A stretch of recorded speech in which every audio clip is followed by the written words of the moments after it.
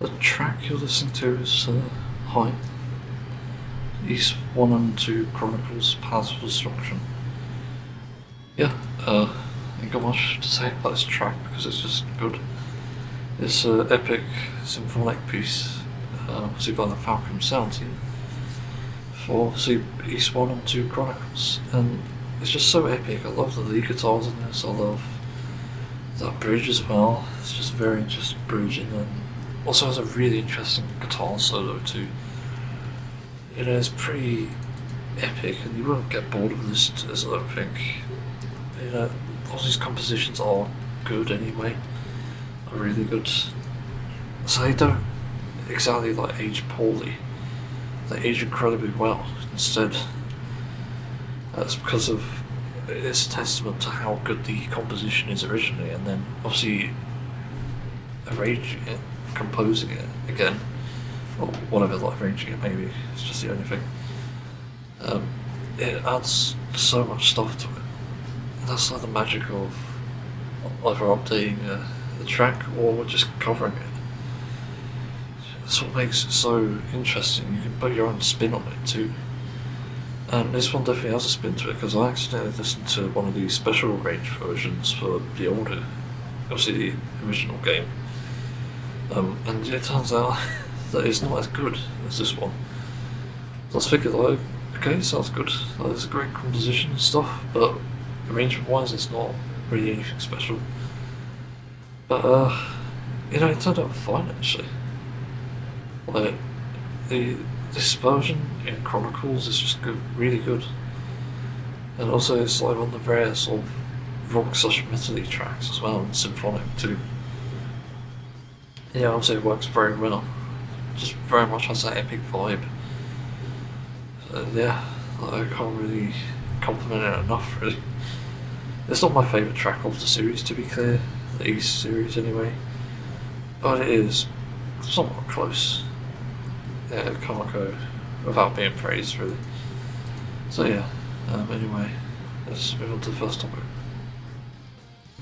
So, first topic, in light of politics and just the general disasters around all the fucking shit happening at the moment, and also just the climate denial, which no doubt plays a big role in this too. It has to be mentioned that there are so many fucking problems with the world, and people are not using critical thinking, which is naturally having a devastating effect on our planet, essentially. Because it's not just politics, it's climate change, it's even ethics, and it's just changing the result of the world, and it is not good. It has to be said. So like, I don't even start with this. I'm sorry for the noise, so I'm going to move my mic on a bit. There we go. It's actually in a better position now. I don't know why I didn't do that before. Yeah, where do I even start with this? Like, it's just a disaster all around, and it's like people are completely just losing the plot, it seems. Like, for some reason, I start with the politics. People believe anything anyone says online. And you know, it's like a case of like, you saw that thing in the Olympics last year, I think. Was it the year before that? Might have been the year before. But it's like, people are transvestigating the fucking Olympic athletes, even though they're not even like trans or anything. So it just makes no sense, and it doesn't even fucking matter anyway. Because science shows that apparently trans women are at a severe disadvantage in doing it because of all the medication, because obviously transition, and also the body like dysmorphia you might get from it as well. You know, not like to have male parts and obviously male shapes, that sort of thing.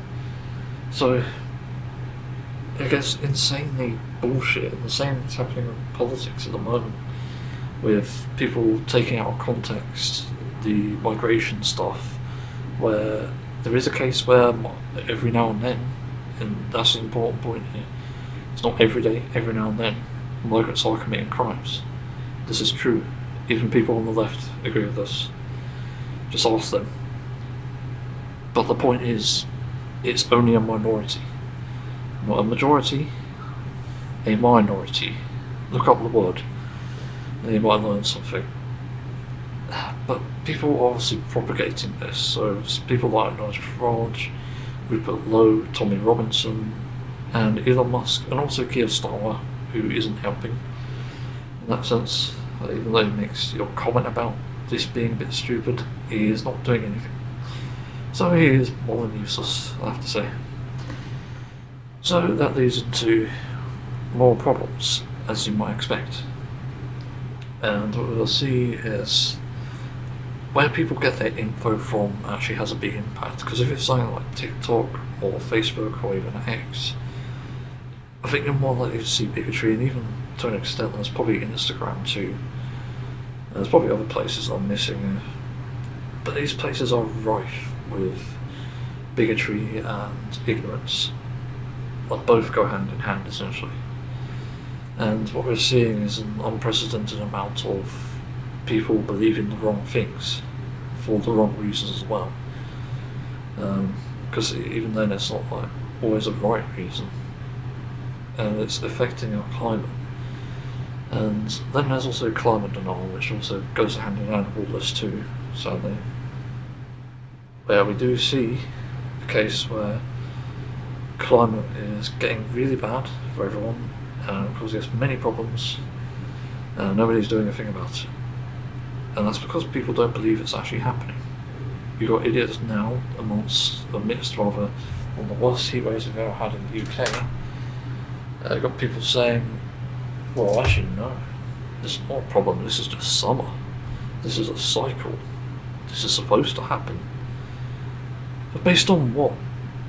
You're not a fucking weather expert, and neither am I. So what are you saying? Why are you saying these fucking things? It's like me saying, if I watch someone like doing heart surgery or something, it's like me saying, oh, you're not supposed to do that. Like, you're cutting a vein, you're not supposed to fucking do that, you idiot. And, you know, people fucking flock to that as if I'm, like, right to say that. It's like justice, it's like, just absolutely ridiculous. Like, genuinely makes no sense. And people will believe it, that's the crazy thing.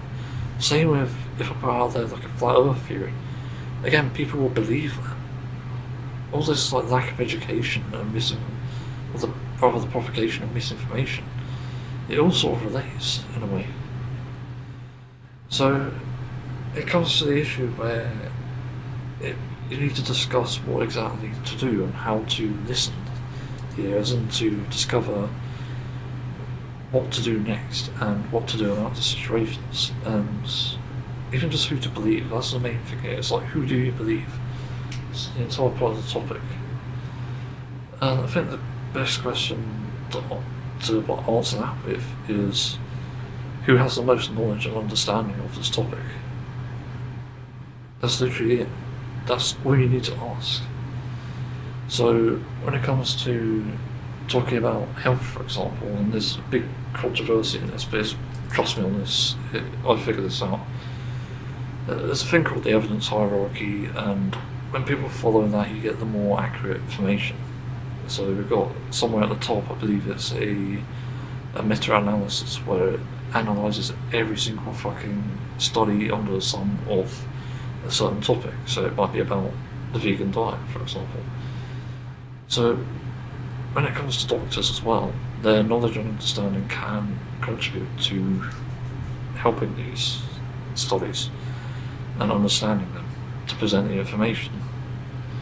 But where it doesn't help is when people don't actually have that knowledge and experience, all they do and then twist it to further an agenda of their own, which is where this gets very controversial and sort of hard to understand and trust in people that don't believe that. But it's important either way, because we do need to have some understanding, even just like a surface level understanding of what the topic is. So what you do in this situation is, instead, rather than look at it about who has the most knowledge and understanding, you look at it in terms of a debate. And in the debate you discover what people can actually say, what they can actually prove. So if there's like a question, let's say someone argued for the vegan diet, I'll say something to a carnivore dieter, both doctors, and they'll say like, how can you prove that a carnivore diet is actually healthy for people? And then they might provide a study in response, but the study itself is already debunked, and that's because the methodology used is flawed. And it's saying that the carnivore diet needs about 40 or 50% of vegetables, as an example. I'm making this up, by the way. It's not a real topic as far as I know, but it can be. But when it comes to that, the methodology, it becomes easily refutable. So the diet is no longer about the carnivore diet there, it's about the omnivorous diet instead. So it's essentially debunked there, and that also leads people wondering how credible and valid the carnivore doctor is. And it turns out they're not. But it's the same with science, it's the same with everything else. Treat it as if it's a debate. You've got someone saying there's a flat earth, like a geologist or something, or astronomer, and you've got another saying there's a globe earth. Like, okay, let's look at the evidence, let's see what they say and explain. But you can see the globe earth can actually prove this in different ways without even going out into space. And it's obvious from there that we can discover that based on what we can observe on our own planet, the Earth is globe-shaped because we can see a bend in the horizon, we can see an angle we cannot see across to other islands where that would be possible, were it not for the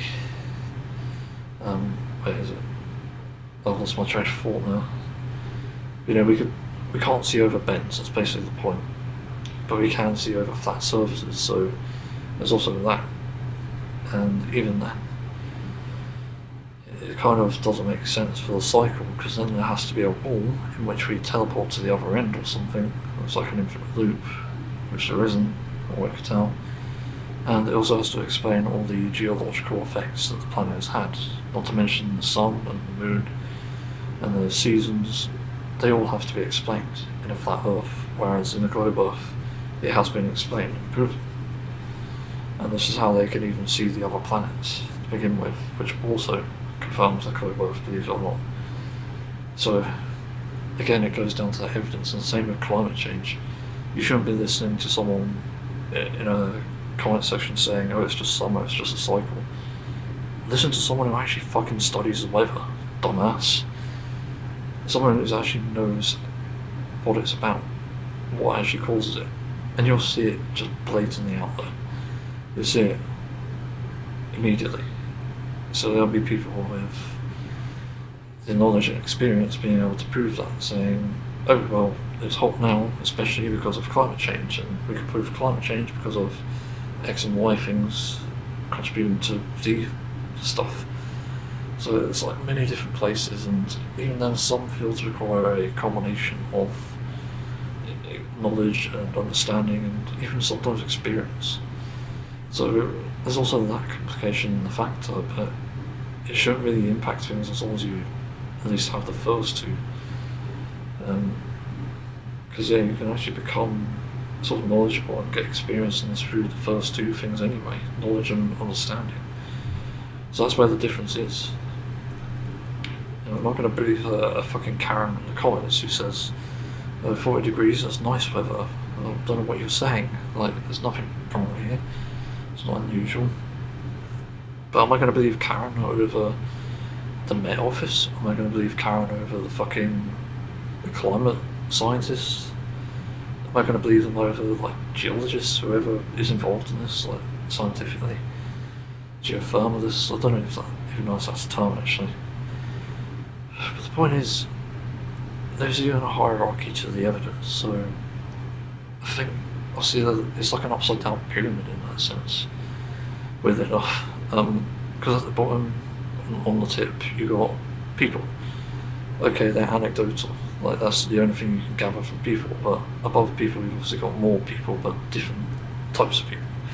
So above that you've got someone who's like a researcher, or maybe even studies things, but mainly a researcher, and then obviously above that it would actually be someone who makes studies, probably it's like a thesis or whatever, and then up from that is an expert in the field, or rather like a rookie. Actually, a rookie will be next. They'll be like training, doctor training, whoever, scientist. And then up from that, probably the final place is obviously an expert, someone who has training in it, someone who has full understanding in it. But even then, there's someone in the middle, I think, between that and training, whereas like the normal person, the normal doctor. So you've also got this hierarchy here, where it matters who is involved in these things and who can talk on them. And that's really important. That's who you believe instead, because anything else doesn't make sense. And nowhere in that hierarchy, by the way, does it say politicians, does it say podcasters, it doesn't say anyone else but, again, experts and scientists. I'm free to be proven wrong in that sense, but the point is, when it comes to believing who's right, I believe someone who has the understanding of it. It's like how people comment on LGBTQ plus stuff, and I know a lot of people are contentious with that. But I trust someone who understands biology and understands animal behaviours and stuff over someone who doesn't. Like, fuck me, someone who says it's like against God's creation, I trust a theologist over them, because a theologist is going to know what exactly the Bible says, or the Quran, or whatever it is. And it's the same with whoever's doing research on biology or animal behaviours. And we can find in biology, we have intersex people, people who can transition, people who have gender dysphoria, that's more a psychiatric thing though. And the people who are homosexual, that's more like an animal behaviour thing, but people develop that. And it is even shown in animals, hence the animal behaviour sort of label there. Although it's probably not the term for it, but still. This is again who you believe. It's not a case of finding the quickest way to make an excuse. It's about finding the quickest way to find an understanding. And that's been a method I've gone by for quite a few years now. And it's been like pretty reliable, I'd say about 98% reliable. With 2% obviously having some miscalculations and stuff, but they're quite rare, which is good. And it's quite an effective method, obviously. But I'm also not a sociologist, which is where this obviously ties into that. So obviously, take my words with a grain of salt, but believe a sociologist over me, for sure. That's all I can say on that.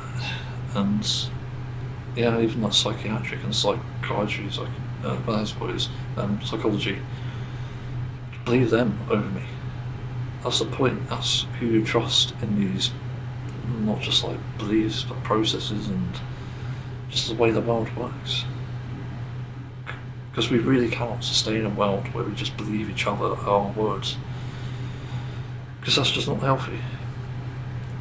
An older person is not going to have as much knowledge as someone who studies the climate if they're commenting on this saying the temperature's good. Well, let me look at the temperature now. 36 degrees, nice. Got down to 33 apparently. Nice, question mark. So we've already peaked, which is interesting, but I don't know, things are getting cooler now, I think. As I've said, it's a complete fucking disaster anyway, this planet, this bullshit with people believing anything they hear and see on the internet. It's almost like a hive mind when I see the comment about, oh, it's just summer. Are you fucking joking me? This doesn't feel like summer to me. Summer is being able to go outside and enjoy it, not fucking having to stay inside and suffer. It's an absolute fucking joke. People really do not think about these things correctly, and that's where there are so many issues too. Anyway, I've pretty much made an irrefutable point here, and I was gonna actually make this podcast thing, but I think now, especially with the heatwave, I might just upload it as is. It makes no sense to actually just hide it in the podcast, because I think this is like crucial information, in my opinion anyway. But again, it's like, these are the things to believe here, if you want with correct info if you want to understand where the idea of, oh, it's just summer comes from. Here's what to do instead, literally. So yeah, I don't really know what else to add, but let's shall move on. It's sort of tying into climate here, but also just based on my crappy solution for the problems. So as I said, my poor boy, she's barely getting by, and I just discovered something really interesting. So,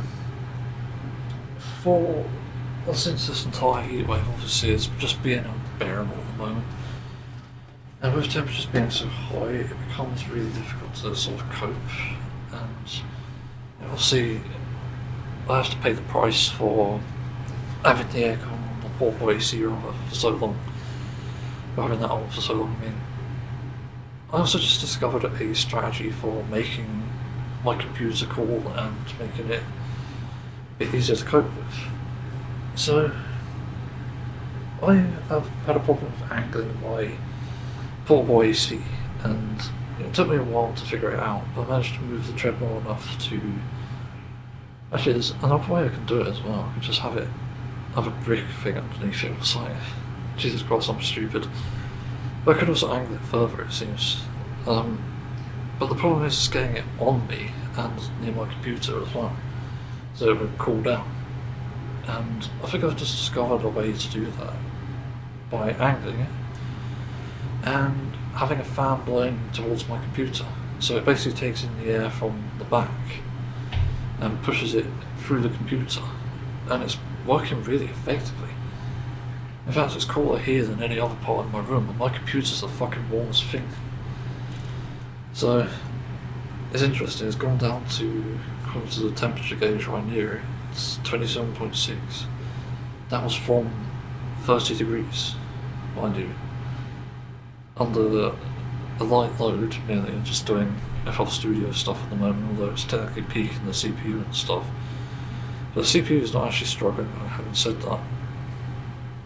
So it does make a difference. I just find it very interesting, because I never really thought about position before. But also, as it pertains to a heat wave as well, the goal shouldn't be to cool an entire fucking room until at least, well, later in the night, but it should just be to cool your area. And this is some way that we can reduce not only our energy usage, but also just the time in the heat, I suppose. Because that's kind of the problem. Like, we all just want to cool down in the end, but we can't afford to have a type of heating system, or obviously one that reverses it, where it just does an entire room. It's just not optimal. So I guess my solution is to have directional air conditioning. And by that I mean we need to design a way to output, say, a fair amount of like air conditioning or air conditioning like points.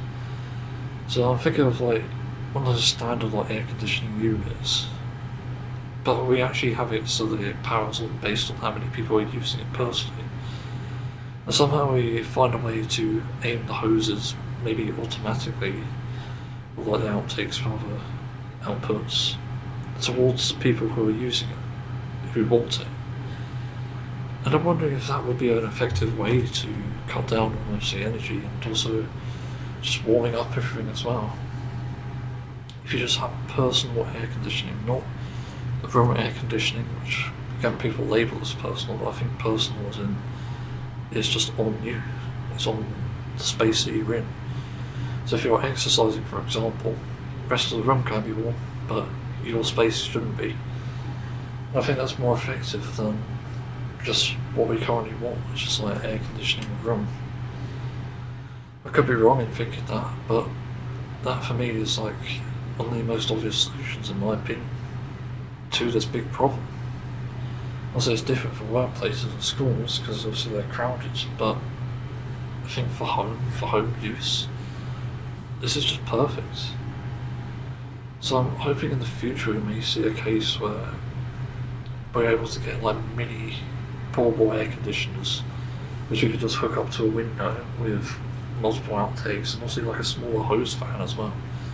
That's kind of a big thing, be able to aim it outwards, stack it on top of other hoses as well, where obviously people might do that. A long hose as well, so it's like retractable and really long. And you've got like your own personal fucking portable air conditioner. Like, come on, it's almost genius, in my opinion. And you should be able to get like extensions as well for the hoses, although there is a problem with obviously the heat going through that, depending on how long it is, but it shouldn't be a problem if it's designed well.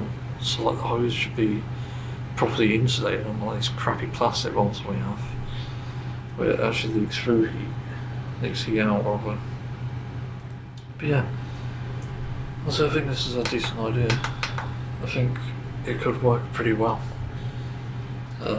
Just hope we can see something like that in the future. Anyway, better move on, because I'm still busy.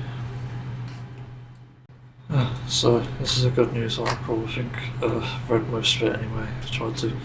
I'm bad at reading still. I don't know what happens, but it's from The Independent about Zack Polanski. Hang on, I'm about to shit myself. I have to wait, I guess.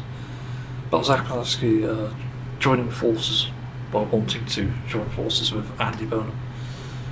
Yeah, that's good. It's sort of what I've been saying for a while as well. Because in leadership, I think the problem is they get guilty of essentially being complacent in these positions, as in they do this shit all the time, and for some reason they get fucking punished, and there's no one to ever challenge their ideas, much like we found with, obviously, Keir Starmer. And because of that, we never actually had any sort of resolutions or justice. It's kind of nuts. And it's obviously it wasn't fueled by other people in the party, it just felt like it was fueled by Israel and other horrific things in this field, like corruption and also like Trump as well. And that much was obvious, and I didn't realise there was more terms than Blairite, because obviously I was born in '97, so I don't remember the Blairite years too well as a kid. Wasn't into politics back then. Never wanted to be into it anyway. But during like the Blairite years, obviously Blair was kind of a controversial figure because of the Iraq War, I think it was, which is kind of unlawful. And then obviously there's like others throughout the time, so I can't remember who's who. I know Corbyn's probably the good one, Corbynite, sure. But there's also Ed Miliband, right? But I don't know much about Ed Miliband, because again I'm relatively new to politics. But I know from my years of thinking about this that having a board of people to discuss and decide these things is far better than the alternative, which is risking literal fucking disaster for the entire world, entire country, just because someone was greedy, like Keir Starmer was. And this is why I didn't mention his little crack in his speech, because it is so fucking true. It's like a cheap tactic to make people think, oh, maybe we're too harsh on this guy. No, fuck off. I think Owen Jones and his fans put it best, or watchers as well, they're not really, don't have very fans, but watchers. But they call it Keir Starmer child starver, which is extremely accurate for what he's done. Not just to the world, but Israel. It's very fucking accurate, and it's not even off point at that point. It's absolutely necessary to call someone that, because they are that. That is what Keir Starmer is. A fucking child starver. He's perpetrated this war alongside Israel. This unjustifiable war against Palestine, against Lebanon and Iran. And we're paying the consequence for it. Like, what the fuck are you doing? I don't care about your wife and children. Fuck off. Go away with them, man. It's just so stupid, this speech as well. But also the reason I don't care is because you fucked over the country. You fucked it up so badly that you gave Reform an inch and they took it. Are you kidding me? But this is what I mean with the current story with obviously Zack Polanski.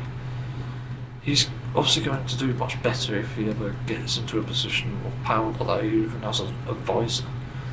He's going to be much stronger for it. And not to mention, if Andy Burnham actually does listen to Zack and actually takes on his advice, we're in for a good thing.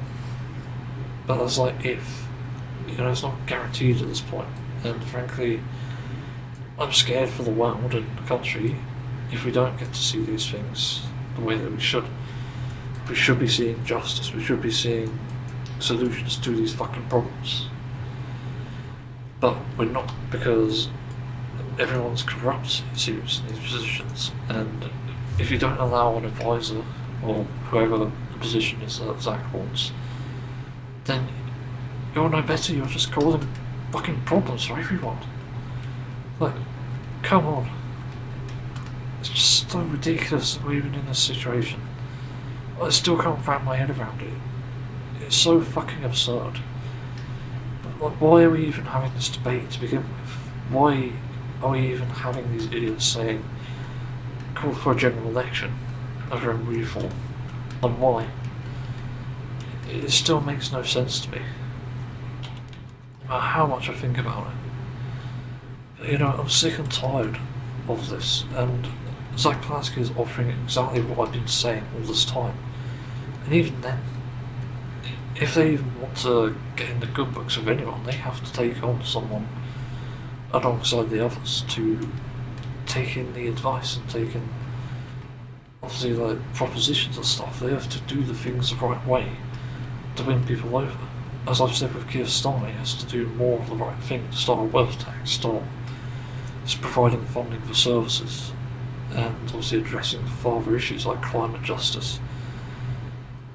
All this stuff matters, and the longer they put off it, the harder it's going to get. And the world that they're creating from this is going to be a fucking horrible world. It's going to be lawless, it's going to have children fucking suffering, burning alive. It's going to get so unhinged because of the direction that Labour has taken. Just being their crappy selves, being this far-right talk piece rather than a mouthpiece, rather than what they're supposed to be, which is like a centre-right, centre-right, centre-left for the people. Like, that's it. It's not even a big ask, and yet they can't even deliver that basic thing. This is why we're mad. This is why we can't fucking stand it anymore. Because nothing's changing. It's getting absolutely ridiculous. We're seeing the world changing at an alarming rate of how badly it's been overrun by corruption and all this execution as well. The execution of it, this is why we're getting so fucking tired of it.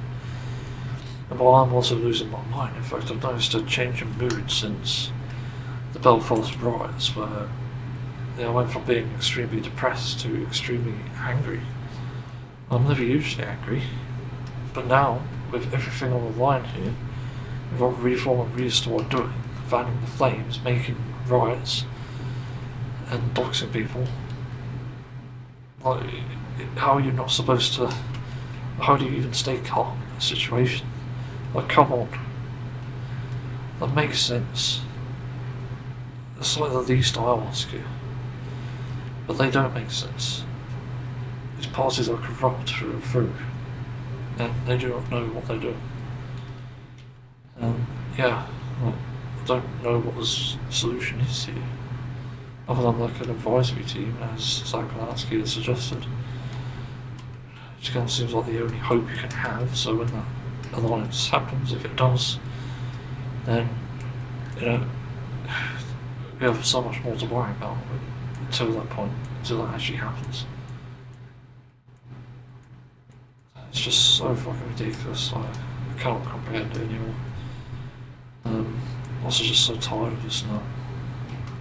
Because I just want to move on.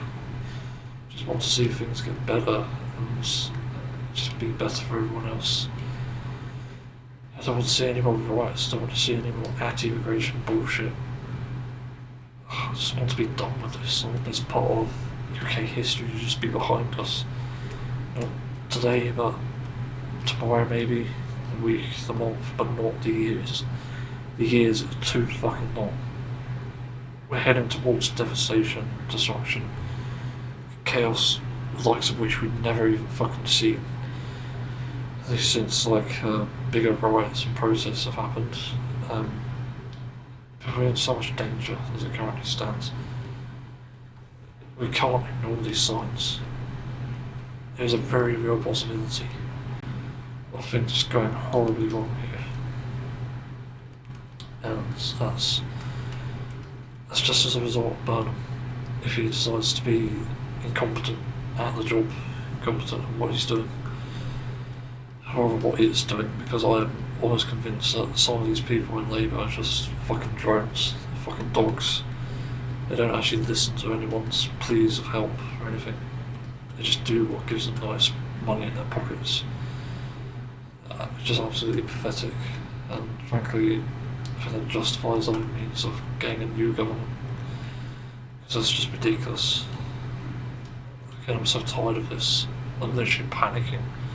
It's like every day I have a fucking panic attack about this because of this complete disaster of a country that we're in. Again, I got into politics because it wasn't only my life on the line, it was also the future that's on the line. Future lives on the line as well. Which is a demonstration of how severe this situation is. How it cannot be ignored for any longer, how it has to be addressed properly. Just fucking listen.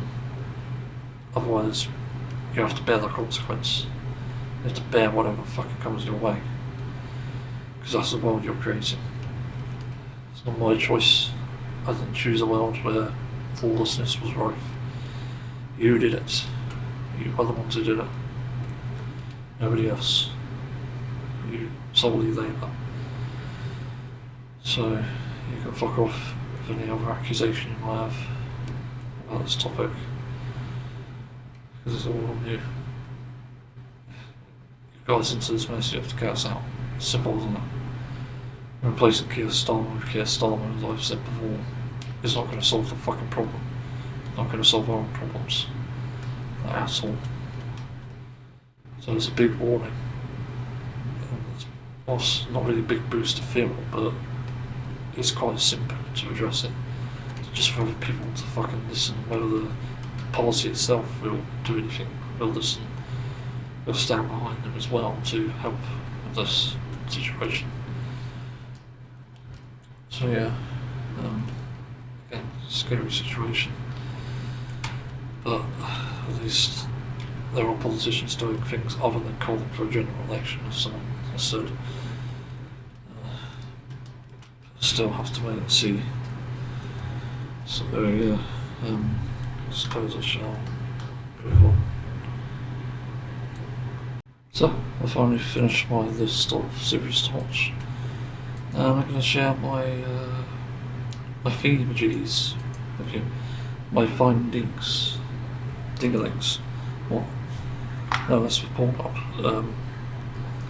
But I wanted to go through each service and write it down sort of as it comes, so how do I even start this? I'm trying to think, because I wanted to do like a thing on the amount of series I plan to watch and how many times they occur and how many random places there are, but I can't do that. So I'll just do the amount of places it occurs for like each series or movie as it comes, or movie series as they happen to be a thing too. So what do I start with? Let's just start with like Prime. So Prime shows up, I can't read that thanks word, 9 times. So Prime 9 times. Just not bad. I don't like Prime, to be honest. I used to use it, but not anymore. Crunchyroll's a no-brainer though. It's going to be a lot of things. 17, yeah. Crunchyroll 17X. Because I'm not going through series as they come, but as they appear as well on sites. And a ton of hair cameras, so It's important. Because I want to save money and I want to not be in these contracts with these fucking places, these stupid subscription services. So I want to just not be involved in it as much as I can, so I'll avoid it if possible, by going to other platforms. Then we've got Netflix, that's a pretty obvious one. 10 series, okay. Some of them are ongoing though, that has to be kept in mind, so 10x. What else have we got? Oh yeah, there's niche ones like Hulu, like I'm gonna have to provide that as a niche topic, so there's only 2 for that. But it's only like if niche, then I'll do Hulu to X. Next one, Done Prime, Control. I really haven't looked at half of these. Oh yeah, Now is one of them. I don't know what the Now service is exactly. I've only just learned of it through the website Real Good, so I put that on there. Now is like 8 results, which is not bad actually. Kind of surprised. It's probably a good thing. Then what else does I have? There's a shit up here. What am I doing? Keep going down and scrolling to see what I'm missing. It's not really a good idea to do that. Disney Plus, so this is probably an interesting one. Disney. I'll just do Disney. 12 results. It's quite surprising as well, the amount of series I'm looking for. And some of these include double ones. So I've got like King of the Hill, which is Disney Plus or Hulu. And that's going to be one of the ways I try. Also, Crunchyroll's separated as well, though, because I'll just do Crunchy. Crunchyroll's actually 21. Fuck me. Among those is actually Digimon, though, but I'm not sure if they're all on that or what. And I don't even know how to watch the series because there's so many fucking things. But I'll go into the Nightmare one after this because there's a series even more complex and annoying to find, it seems. If I get there when it shows up. But my god, it's a fucking mess, and this is why I don't like subscriptions. It's just, why can't it all be in one place? There's also one called oh, there's some weird ones here. So there's like Hoopla, which I imagine doesn't appear much, so I have to set that to US. One thing, and it's an anime.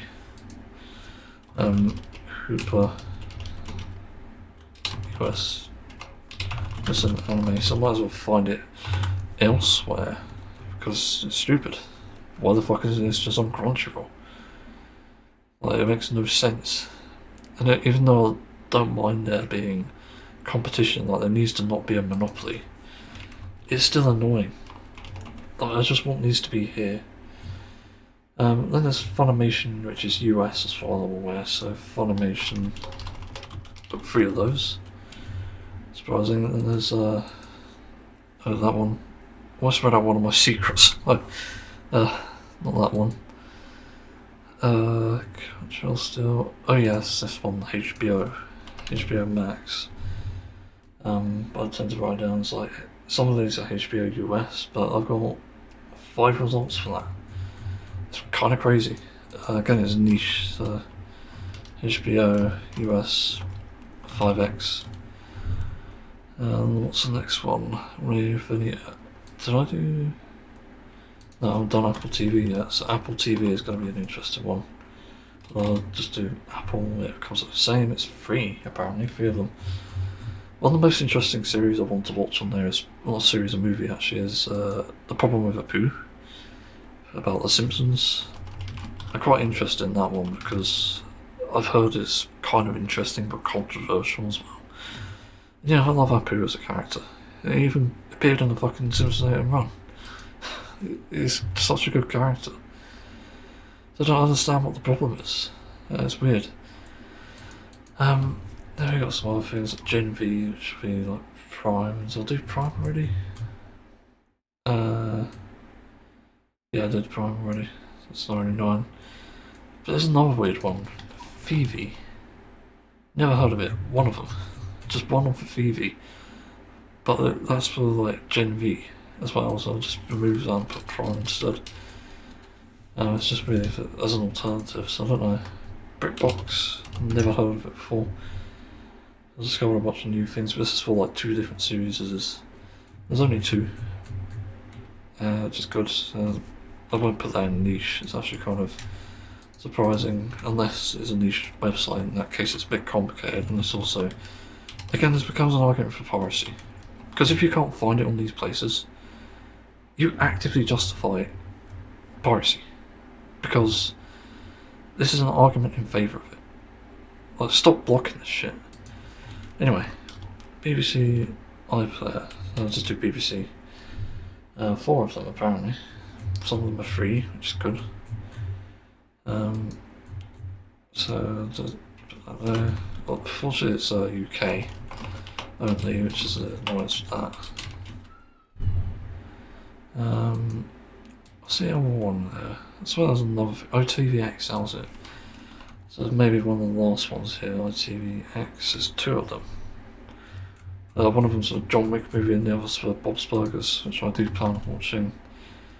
There's also like Family Guy and Futurama, but I don't think that's the full series on this. Speaking of which, I don't know if they even finished that. I remember getting up to the latest series of Futurama and it just wasn't very good. It's just very weird.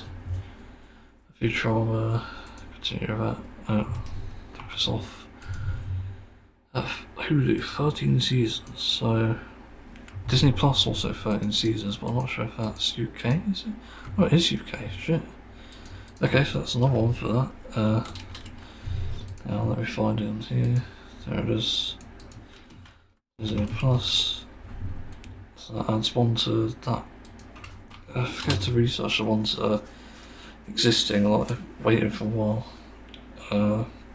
Beastars I know is kind of out already, so I'll just wait for that. Pokemon anime is Netflix, yep. Yeah, Fallout Series 2 needs to watch. Not sure if Castlevania anime is finished, like Castlevania anime, does it come up?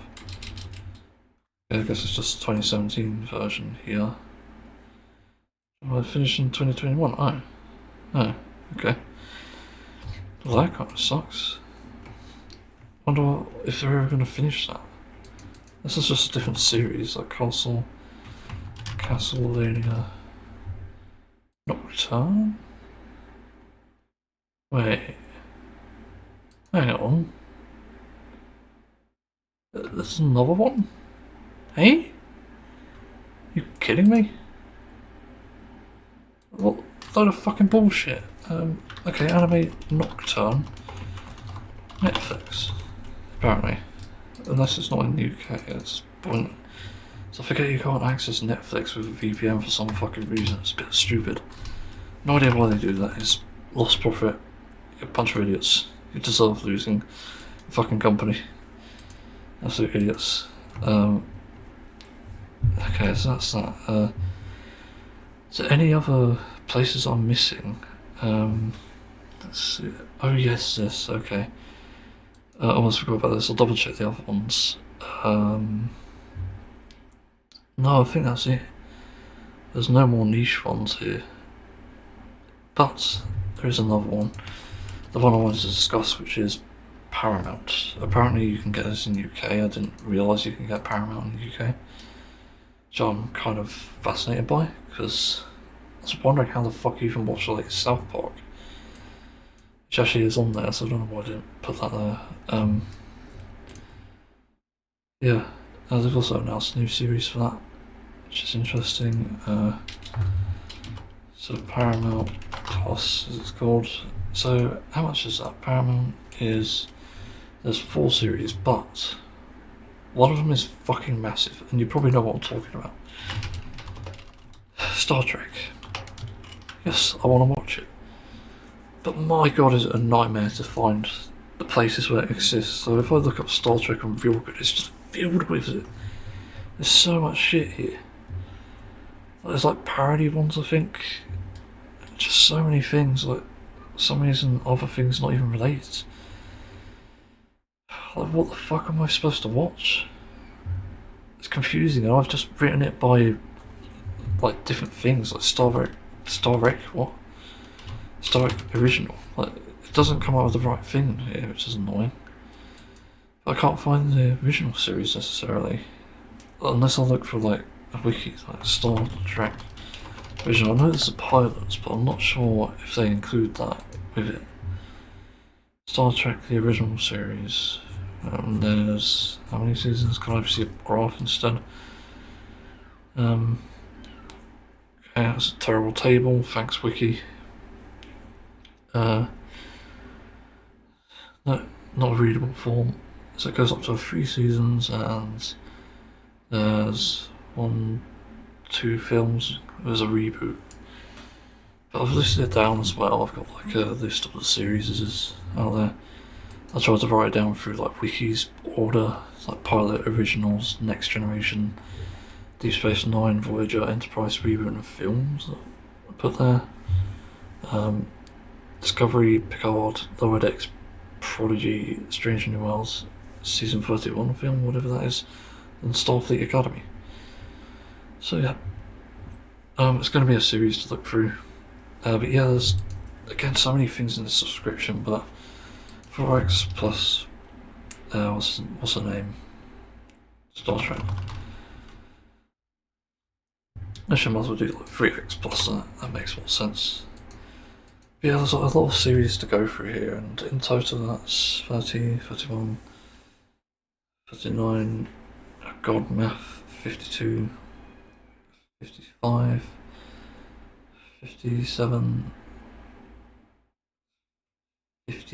61, 63, oh god, oh no, wait, 66, no, it's actually 67, fuck, did the meme anyway, and then plus Hulu, 69, nice, and Funimation, 72, and then that leaves 77.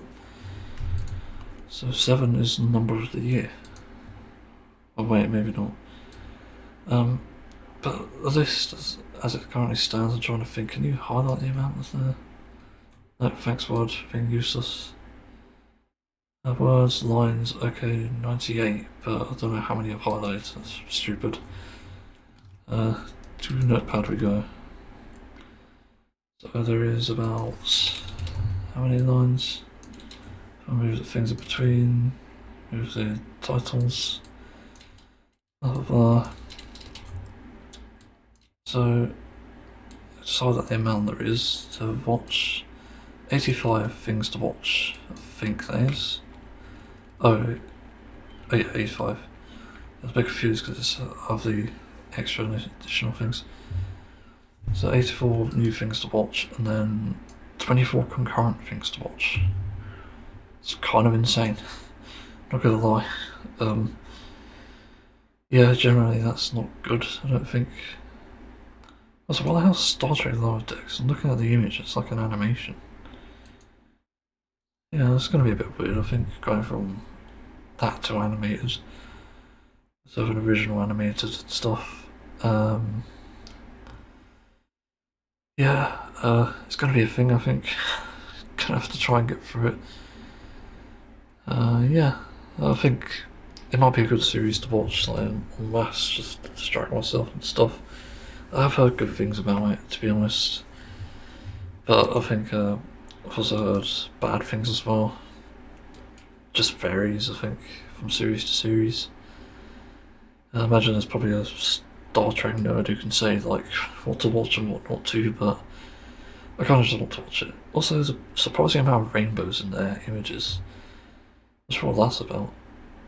Unless that's a movie. Is it a movie? Yeah, a movie. Yeah, the movies just have movies on it. Rainbows over. Yeah, that's the thing on that, on the series is I'm watching. I might as well pin this as well. Where did I? Let's save it. Yeah, series of games to play. There we go. Saved. And there's like different niche games as well. I want to see what Star Fox is about. Prince of Persia, saved to play this apparently. I've saved it. Persona games. Doom and Dark Ages I want to play. Witchfire. Actually, I need to put P to put it next to the ones I want to play. Witchfire, like Doom but Fantasy. I'll probably put those P. Xenoblade, probably a P as well. Transformers Reactivation, not sure. East Games and Trails, not really. The VR games might play if I ever get a VR thing, and yeah, the other games that you can't obtain anymore. I want to play Burnout. Burnout games look interesting. But anything else? I swear there was others. I can't think of any. Maybe Mystery Dungeon. Mystery Dungeons, Pokemon. Yeah, so that does it actually. I've done all my research now. And this which is good, and it means I can make a better informed decision on what platforms to use for each thing. And I think I might just do Apple TV at this point, because I really want to watch that documentary. It's like, I'm so fucking urgent to react to that. Then there's Severance as well, which I've heard is really good, and yeah, Army of the Doomstar from Metalocalypse. I fucking love that. Yeah, it's a shame there's not really many other series on that, but it's good to get it all done, and that way it's just, you're subscribed for as long as you need to be, and I could look for an extra series in between to make the most of it. So I've also got these 84 series or whatever it is, and I've got things to watch in between as well. So it's really a win-win in justifying the subscription price, even though some of them are bad. But yeah, so that's that. Let's move on. I hate to say it because it is a result of targeted harassment and bullying, but it's always funny when, for some reason, people really highlight the deputy leader of the Green Party, thinking that they're going to be the ones that introduce Sharia law and introduce so many different things, and for some reason ask for their opinion on gay rights for some reason, which isn't even relevant, unless he actually becomes leader. But I do agree in a certain extent that we need to know what he believes in to an extent, but and also how far he is like supporting us as well, minorities and stuff, and even like Zack Polanski. And to be honest, I don't see enough of him, and that's really one of my big complaints. I don't hear and see enough of the guy. But I have to say that it's really funny when the bigots and the fascists see his face on any post online and just say, "Oh my god, Muslim, get him out." Oh, for fuck's sake, man. People are really this stupid, and it's sad in a way, but it's also hilarious. The fact that people can have this sort of, visceral reaction. So, it's a really unnatural reaction to have to a person. And that's why I find it pretty funny, overall. Because, whilst he could also just bring us disaster if he does become leader, it's also just really funny the idea that people have in their heads about what he would do. It's actually insane, and they throw this massive fucking hissy fit in the comments about it. It's like, oh my god, what does Mothin think of X thing? What does he think of that? It's just so funny. It's just obvious that as a Muslim person, I believe he is, he triggers so many people. It's just so funny. Like, come the hell, I don't know where humanity is going, but this obviously isn't good. But I have to still laugh at this fact. It's one of those things, it makes for a good laugh, even if it is of ill intent. I think even then that Mothin himself has to laugh about this, and sorry if I'm mispronouncing the name. But it is kind of funny, you have to admit it. But the fact that Muslim just makes people really triggered like the snowflakes. Well, they accuse us of being snowflakes, us woke people, and then they themselves melt at the fucking sight, they melt down. The moment they see a Muslim person, the moment they see a burqa, it's fucking insane. The moment even they see a turban at this point, we're not far off that reality. Oh my god, I just felt like highlighting that because it is a good laugh to have. Just a shame, really. Also, they keep making the same jokes about Zack Polanski. Call him Dave for some reason. Don't know where the name Dave comes from exactly. I'm not 100% sure. I need to look that up actually. Zack Polanski Dave? Question mark. Let's see. Born David. Oh, so he's born David Porton. Okay. So he had a name change or something? Like what? The family adopted the surname Porton, hoping to evade anti-Semitism. His parents divorced when he was 11. At age 18, he changed his name, restoring his familial name of Polanski, later saying that it was important for him. Hang on, lost my place. Important for him to take pride in his identity. He also changed his first name, selecting Zack in homage to the Jewish character of the same name from the novel Goodnight, Mr. Tom. I've heard of that one.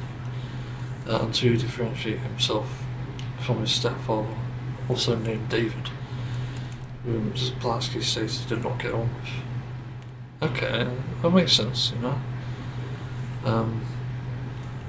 So yeah, I think it's just trying to stand proud as a Jewish person, really. And ironically, it's like people saying that he hates Jewish people, but for some reason, even though, like, yeah, like they're trying to. Wait, is it? No, hoping to evade anti-Semitism. Surname Porter. I could be missing something, but it seems like family adopted the surname Porter, hoping to evade anti-Semitism, so they chose to evade it. So maybe, yeah, like it has to be then. Polanski must have been the Jewish name then. So how could people even say he's not even Jewish? Makes no sense. Zack is in the homage to a character of Goodnight, Mr. Tom. I'm pretty sure it's also a World War II novel, if I'm not mistaken. Hang on, it does have a page. Goodnight, Mr. Tom, children's novel, published in 1981. Set during World War II. Wait a minute. Hang on. No, I was thinking it was related to another World War II movie that I used to like. So maybe there was a movie of this, was there? I don't know. Well, I definitely heard of this. I don't know how, it's definitely from school though. But I swear that this is an adaptation of, what's his name, Boy in Striped Pyjamas. Well, I could be wrong, but I swear it is. Boy in the Striped Pyjamas is a really sad movie about World War II. Because I swear he used to say like "Goodnight, Mr. Tom" or something in that. Well, I could be mistaken. Yeah, it's such a fucking heartbreaking movie though. Imagine the novel was probably heartbreaking there, the "Goodnight, Mr. Tom." Yeah, that's kind of crazy though. He's actually named after again, a novel based in World War II. So I don't understand how people can call Zack anti-Semitic. Like, it could very well be like insurance or something, you never know. But I'm willing to give him the benefit of the doubt here because as it currently stands in reality, the way that people react to him, it's kind of like, you know what, Zack's probably right. He's probably got the right idea and doing the right things. So I don't understand the sort of backlash against him. It's kind of weird in that sense why people think he's anti-Semitic. He very fucking clearly isn't. So again, a lot of this shit just doesn't make sense. And so yeah, it's very strange to me. I'm gonna come off and on it quick because I'm kind of curious. Wikipedia, sadly, but what are you gonna do? Previously in the Labour Party, I remember that actually. Let's see. Can't see anything here, sadly. There's not very much apparently he has a personal YouTube channel, My Family Garden. And he's a Muslim, teaches Islamic studies. But there's nothing here about like being anti-LGBTQ+, it's like anti-racism campaigner, LGBTQ+ during his campaign. And he came under criticism of Green members for perceived lack of LGBTQ+ issues. And he was the only candidate not to sign the pro-LGBTQ+ pledge, stating that he chose not to sign any pledge from any special interest groups. And in an interview declined to state whether he believed that trans women are women, but also stated that Muslims and LGBTQ+ people should come together as minority communities targeted by far right. Yeah, that is a bit weird, I think. I do think that is kind of worrying, to be fair. So it's also not good that he's not supporting it, but it's good that he's acknowledging that they are targets of the far right. So it's kind of a common goal in a way, but also a backwards one in that sense. So I do sort of question that in his own way. Certainly is a concern that I do agree with people then, in that sense, but also it's just funny when people throw a fit over it, like it's the biggest issue. And it very clearly is not. It really just is not. And also, apparently he's serving with Rachel Millward. And as far as I can see, she kind of... Wait a minute. What's this about? JD... Where's the election? I was about to say, I was so conservative there, and I was like, well... yeah. I don't really know. There's not really enough here to talk about it. Again, I'll do like a Control F. LGBTQ bias, nothing there. There's even like a LGBTQ+ IA Greens here, it seems. So raise awareness of the issues, that's like a fundamental thing, I think. Also, you have to remember they need to vote on the leader, so even if Mothin in any way does sort of become leader at some point, I still think there might be a chance for changing the outcome. But I don't know. But I just felt like bringing this up anyway. So, same way funny, but also questionable. It's fair. So you remember last year when I said that climate change would be one of the biggest disasters of our time? Not just because people are denying it, but also because we'll see the real life consequence of it, and people saying, well, none of this exists, apparently. So, I found something interesting, and I was looking for this for a while. I didn't even know it existed, because I was curious, and I saw someone comment on Blue Sky saying, if people deny climate change exists, then good luck with the water levels. That's very much true, but I wondered how you can demonstrate the point that with everything sort of melting and everything flooding, how can you prove the point that sea levels will rise?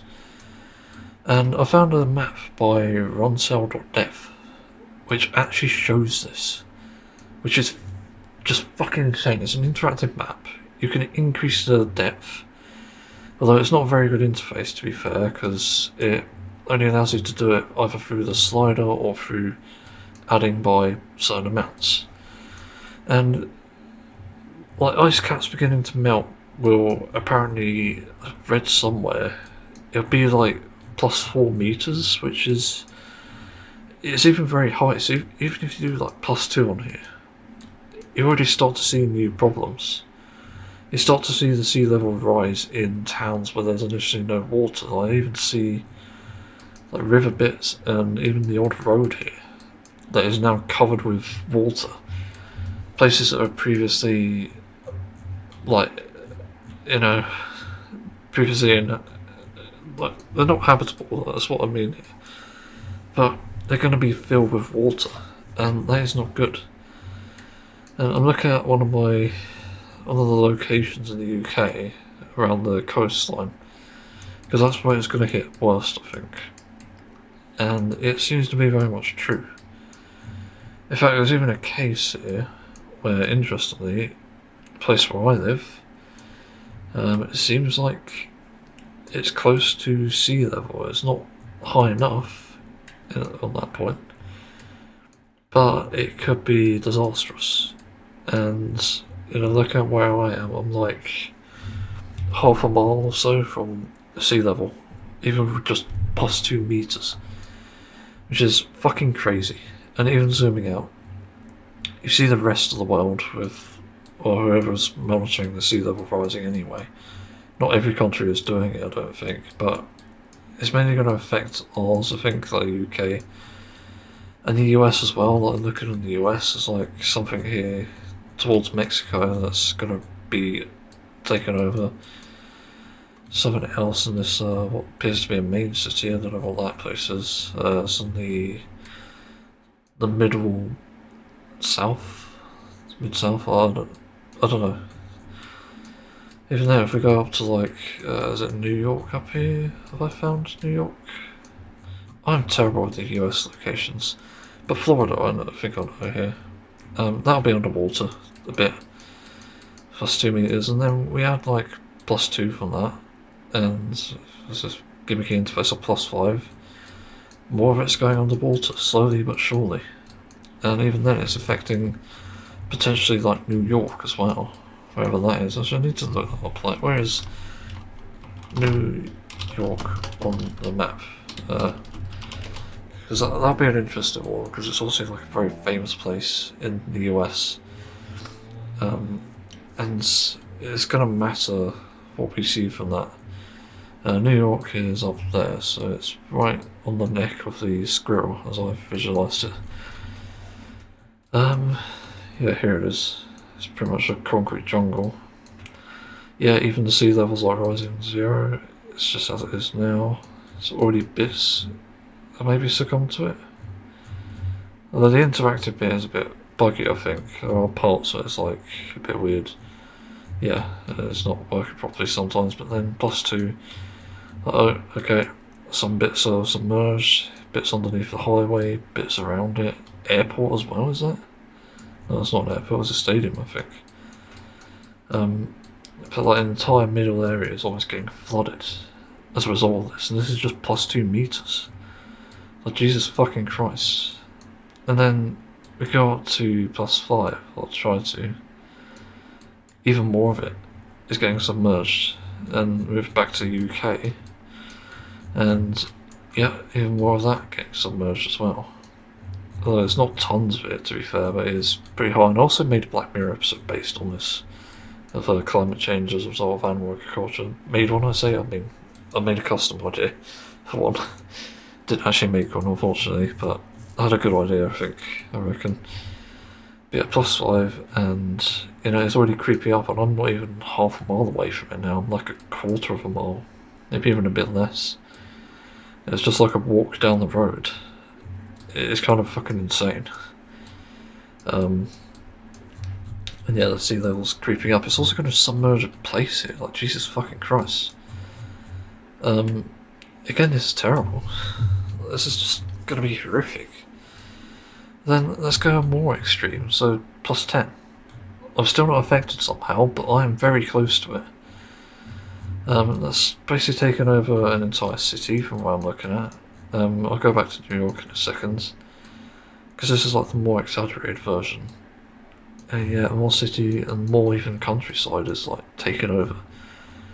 It's like submerging us, which I also suspect, I don't know if this is correct, but it might even make earthquakes.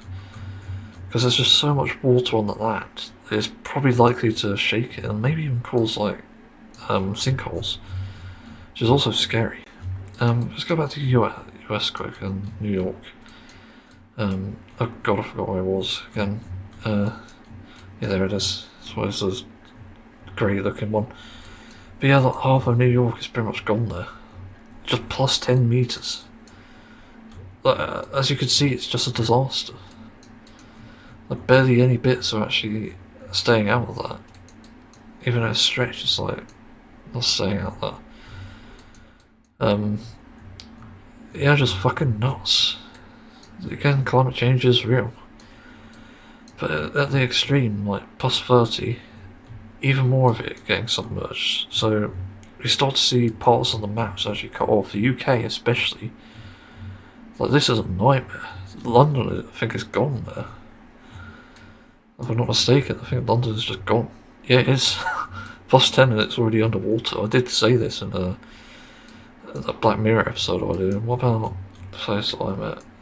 I can't even see it because it's like that much submerged. I think, yeah, there. Yeah, my place is gone. 30 meters, that's maybe a limit. What about going a bit less than there? So 14? Yeah, I think that's a limit for me. I think, am I? I have trouble reading maps on that like this when it's satellite.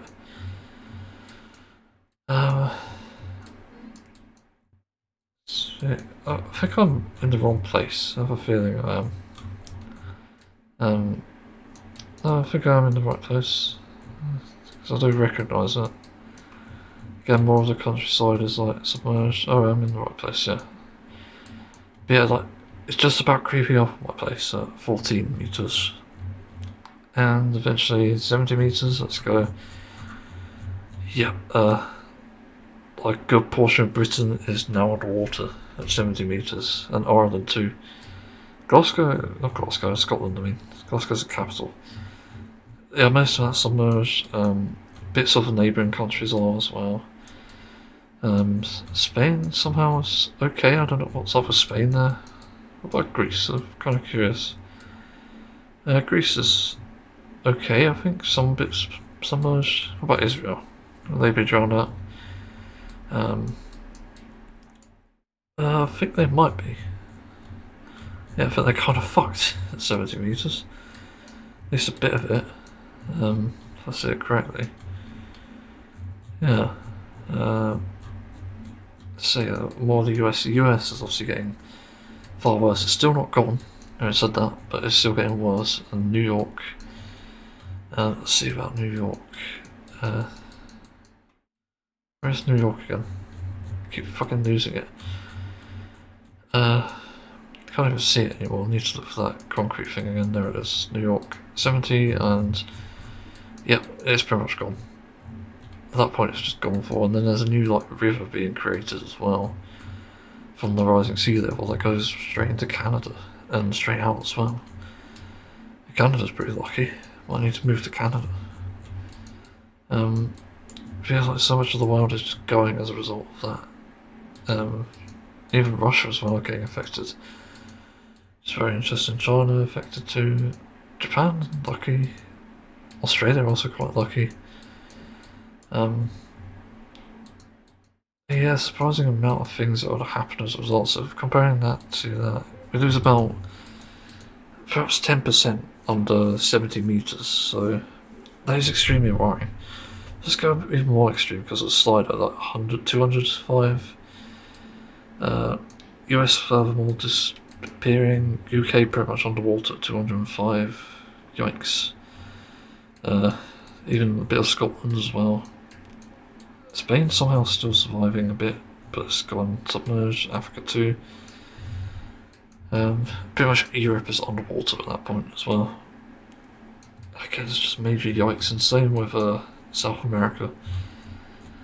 And also like Antarctica, I keep forgetting to look at that. What about 0 Antarctica, plus 2, plus 10, plus 70, 70 is, 30 is where it starts.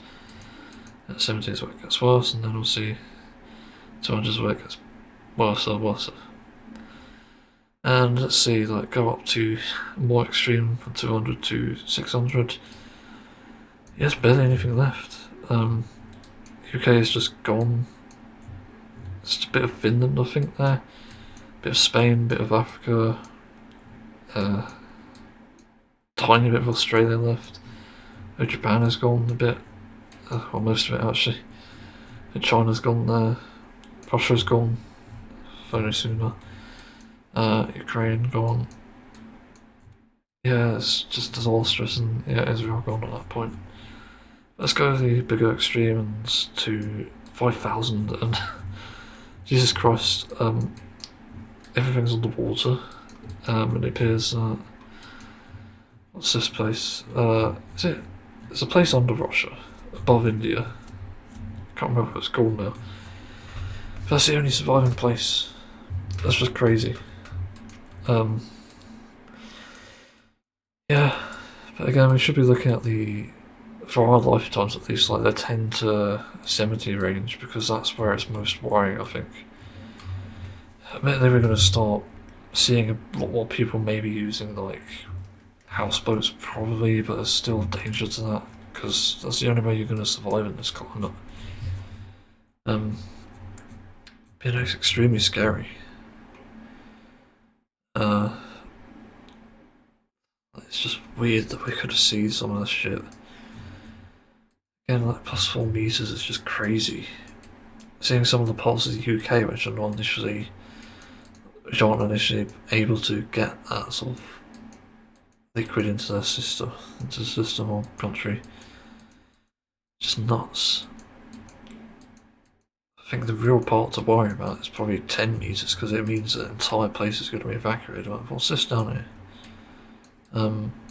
Is that? I think that's Brighton?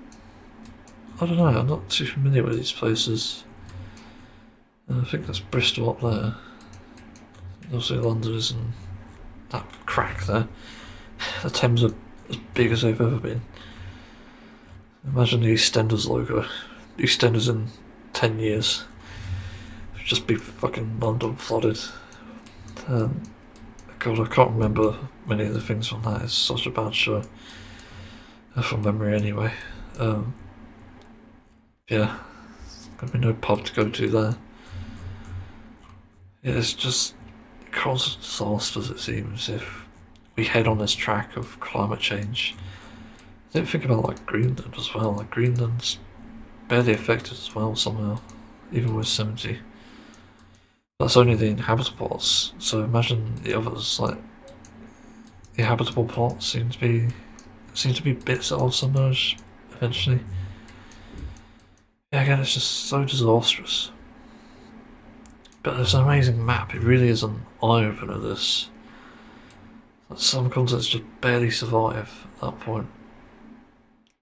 If you could slowly go down from 5,000, you'd start to see the picture of what countries go first and go next and whatever.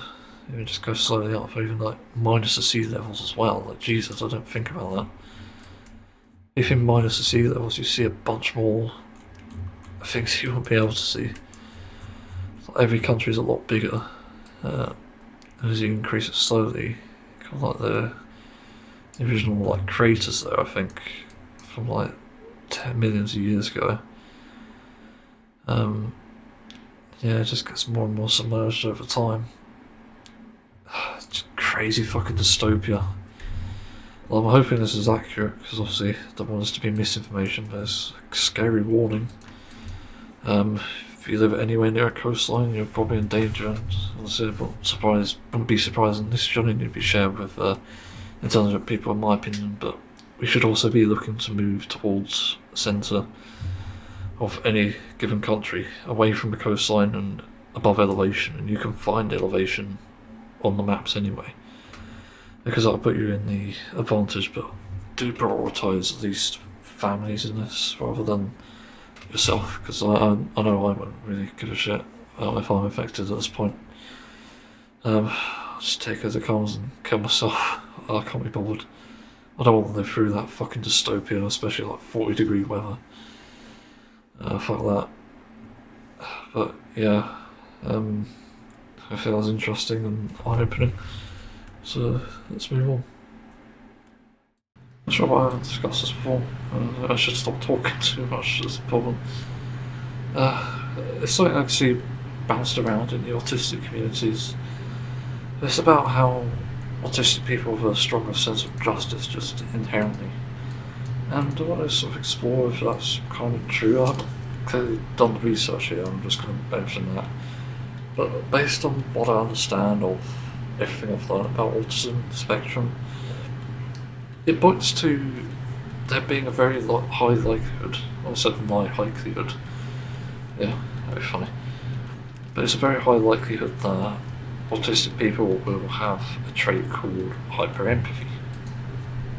And with that, it means that everything you can empathise with is essentially expanded, because all your sort of issues and whatever it is you have going on can contribute to that, and it makes you realise that everything is more sensitive than it probably really is.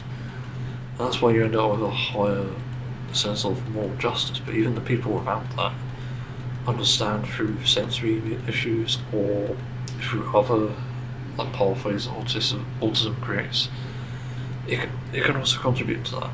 It contributes to like sympathy. It can contribute to knowing what's right and wrong with certain things. So if it's something too loud, obviously it's a problem. People can empathise with things being too loud, and that's just something that ties into that higher sense of justice, or morality, whatever it is, both really. So that is important. I think that's generally why these things are important to discuss, and it's why you should also take autistic people's words and advice as more of a good thing, because it means that there is literally that consideration of literally being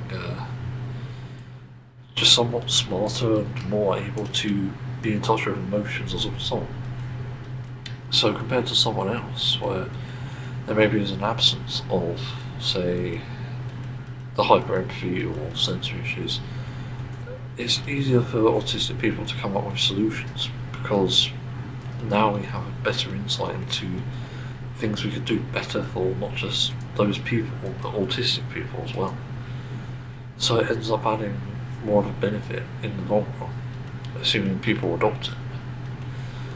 But under an autistic run society, like, nothing would really go wrong, to be honest. It's quite hard for it to go wrong, because it would be autistic people saying the things that are right and wrong. It'd be them to silent walls, and there's also no doubt help with other individuals who are disabled, who are in a minority. So it all sort of contributes to each other. So it does matter, of course. Like, this is important. It's why I bring it up, but that sense of morality and justice, it is so important. Especially today when people just seemingly lack it and don't even give a shit. Again, like, speaking about the previous topic, climate denial and stuff, a lot of the autistic traits will lead you to believe that climate change is going to be bad because it warms up the planet. It makes air pretty much unbreathable, which is also a trait that I don't see mentioned enough with autism, because it does affect your breathing, I think. But it affects so many different areas of your life and even sight. Like, things will be either too grey or too bright, and it's not good. Because I think in general most autistic people want a balance, and we can't achieve that in this current sort of climate. But there are other issues with it, I'm sure, as well, like smell, probably. There's probably something to do with smell and climate change, like sea levels rising, making it smell, or something like animal agriculture even, that contributes to the smell issues. There are different things that happen just as a result of all these things. Even if they're like interconnected, they still cause problems for us, for others in general. So it is important to address it. And that's why there is a kind of higher sense of justice from these people, because that's what it entails, that's what it does. There's no avoiding it, to be honest, and I think that's important. So yeah, like, I can't stress that enough. It is really important. Like, what do I even say to that? But I suppose the higher sense of justice also means that people really do need to listen, and I mean really listen. Because I guarantee you, the opinion of an autistic person is probably 2 times or maybe even 3 times more valuable than an ordinary person, or neurotypical as we say. Is going to be far more valuable, because the opinion is going to be stronger. Admittedly, you will have people in spaces that are bigoted, obviously. Elon Musk, unfortunately, autistic, but he's bigoted, and really his traits don't really play a role the bigotry just seems to be money, to be honest. But that's even if he's autistic, because we don't even know for certain. Like, we probably haven't seen the diagnosis that he's had, and let alone what type of autism he has, because it's a spectrum for starters, and each trait is individual. But there are ways to summarise other aspects, like socialising, whereas like PDD, like I have, is more like I try to avoid socialising wherever possible, but PDA is more like being more social and also just being a bit stubborn. Unfortunately, that seems to be a trait of PDA, which is unfortunate, but it also can mean good things as well in the right situations. So if you really know about something, knowing it's true, that also helps in a way. And the same with PDD, I start to doubt myself on topics, and that's good and healthy because it means I'm constantly trying to be updated and in the know of things and understand too. So that's why that's important. So yeah, I think it was worth mentioning. That was. So I don't really have anything else to add, so let's move on. This is something I thought about because it came to mind again, and I almost forgot it. One of the things that transphobes and that I used to even bring up when I was transphobic about that, one of the things we used to bring up is how we tried to base the accusation that trans people are taking advantage of straight relationships by literally trying to use it as a way to once again to bed. But the other thing is just that they seem to want to deceive. That was like the thought we had at that time, myself and many other transphobes. But it's also to do with how fundamentally, even with how they look, is it the same gender that you're dating? That is a good question in my opinion, because it is something that has to be answered, because it does have some implications, obviously, other than appearance and bottom surgery versus not. There is the factor of, like, inside, not mentally, but just physically. Like, what even is the gender at that point? And I call it the gender particle because I don't really know what else to call it. And they're not the same as chromosomes as far as I'm aware, but it's like a defining factor as to whether someone is the gender that they say they are. And that was the belief at the time. And as I'm tackling my own sort of story at this point, I've got a big surprise about, well, that. I've got to get. But the gender particle is a thing that I think about every now and then, and I think, yeah, is dating a trans woman still dating a man? Is a question that I have and had. And to answer that, simply no. You're not dating a man if it's a trans woman. Because it comes entirely down to biology. And obviously, as they've transitioned as well, as they've gained experiences through transitioning, becoming a woman, they also become more woman. Like, it's such a no-brainer. It's one of the easiest rebuttals to even do compared to other things in this sort of area. So yeah, to answer that question, there is no such thing as a gender particle. Again, over time, as part of the transitioning process, it literally does mean that there is obviously transitioning into the said gender. Because the particles are changing. It's going from male to female. And yeah, whilst you can say that the particle doesn't necessarily exist, it will still, to some people, it'll still be a concern. And I think it's better to pose it as, instead of thinking of, oh, I'm dating someone who's a man, that's gross, even though they've got a vagina now, which by the way they can get. I've seen the surgery and I've also seen the outcome, they're pretty good. You might get that sense, but in the end it's not really valid.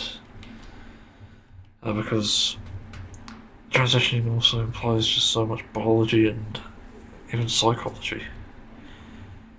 So you're not dating a man at that point. Like the past is the past, and obviously the present is now. And that really defines someone instead, just the present. I think that's why it's important. And that also decides whether, based on everything that's going well, I've also considered this, like what if you date a trans woman only to sleep with them one day and find out that they have a strange looking, sadly to say, but strange looking vagina, and that might be because of the bottom surgery. Like, you never know. But at that point, is it even deceiving? And I think the answer is like, no. But the problem is you're focusing on a sexual aspect rather than a romantic aspect. So ideally, if you're looking for that sort of relationship, obviously you shouldn't be looking just for the fucking vagina. So that doesn't make sense. It's really a you problem if that really bothers you.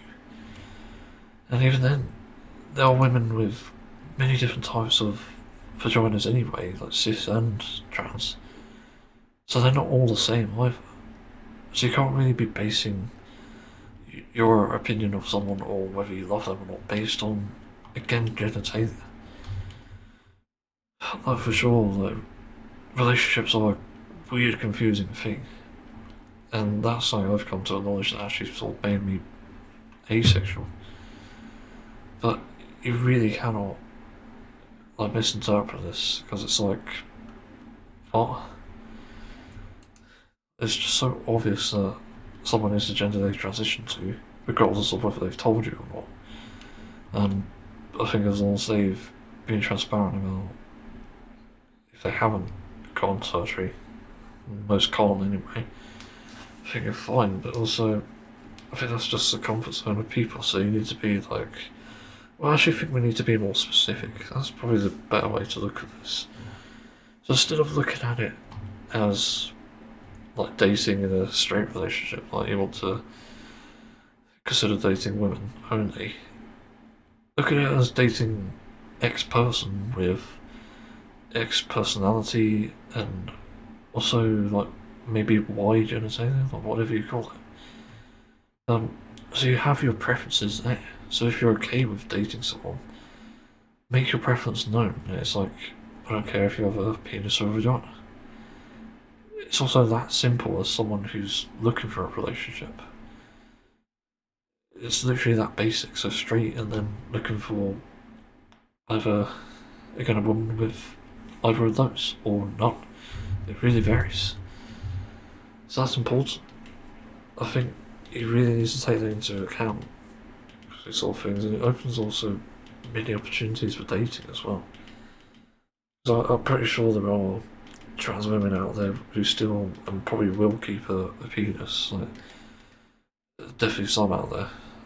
Can't obviously disregard it, but I think they'd be delighted, obviously, to have a relationship, and they go to the third stage, third base rather, and have that interaction and be treated as if they were any other like straight person. Like, come on, it's just pretty obvious. And again, to reiterate the answer from before, there's no such thing as a gender particle unless you can apply it, because it doesn't really apply to specific trans people.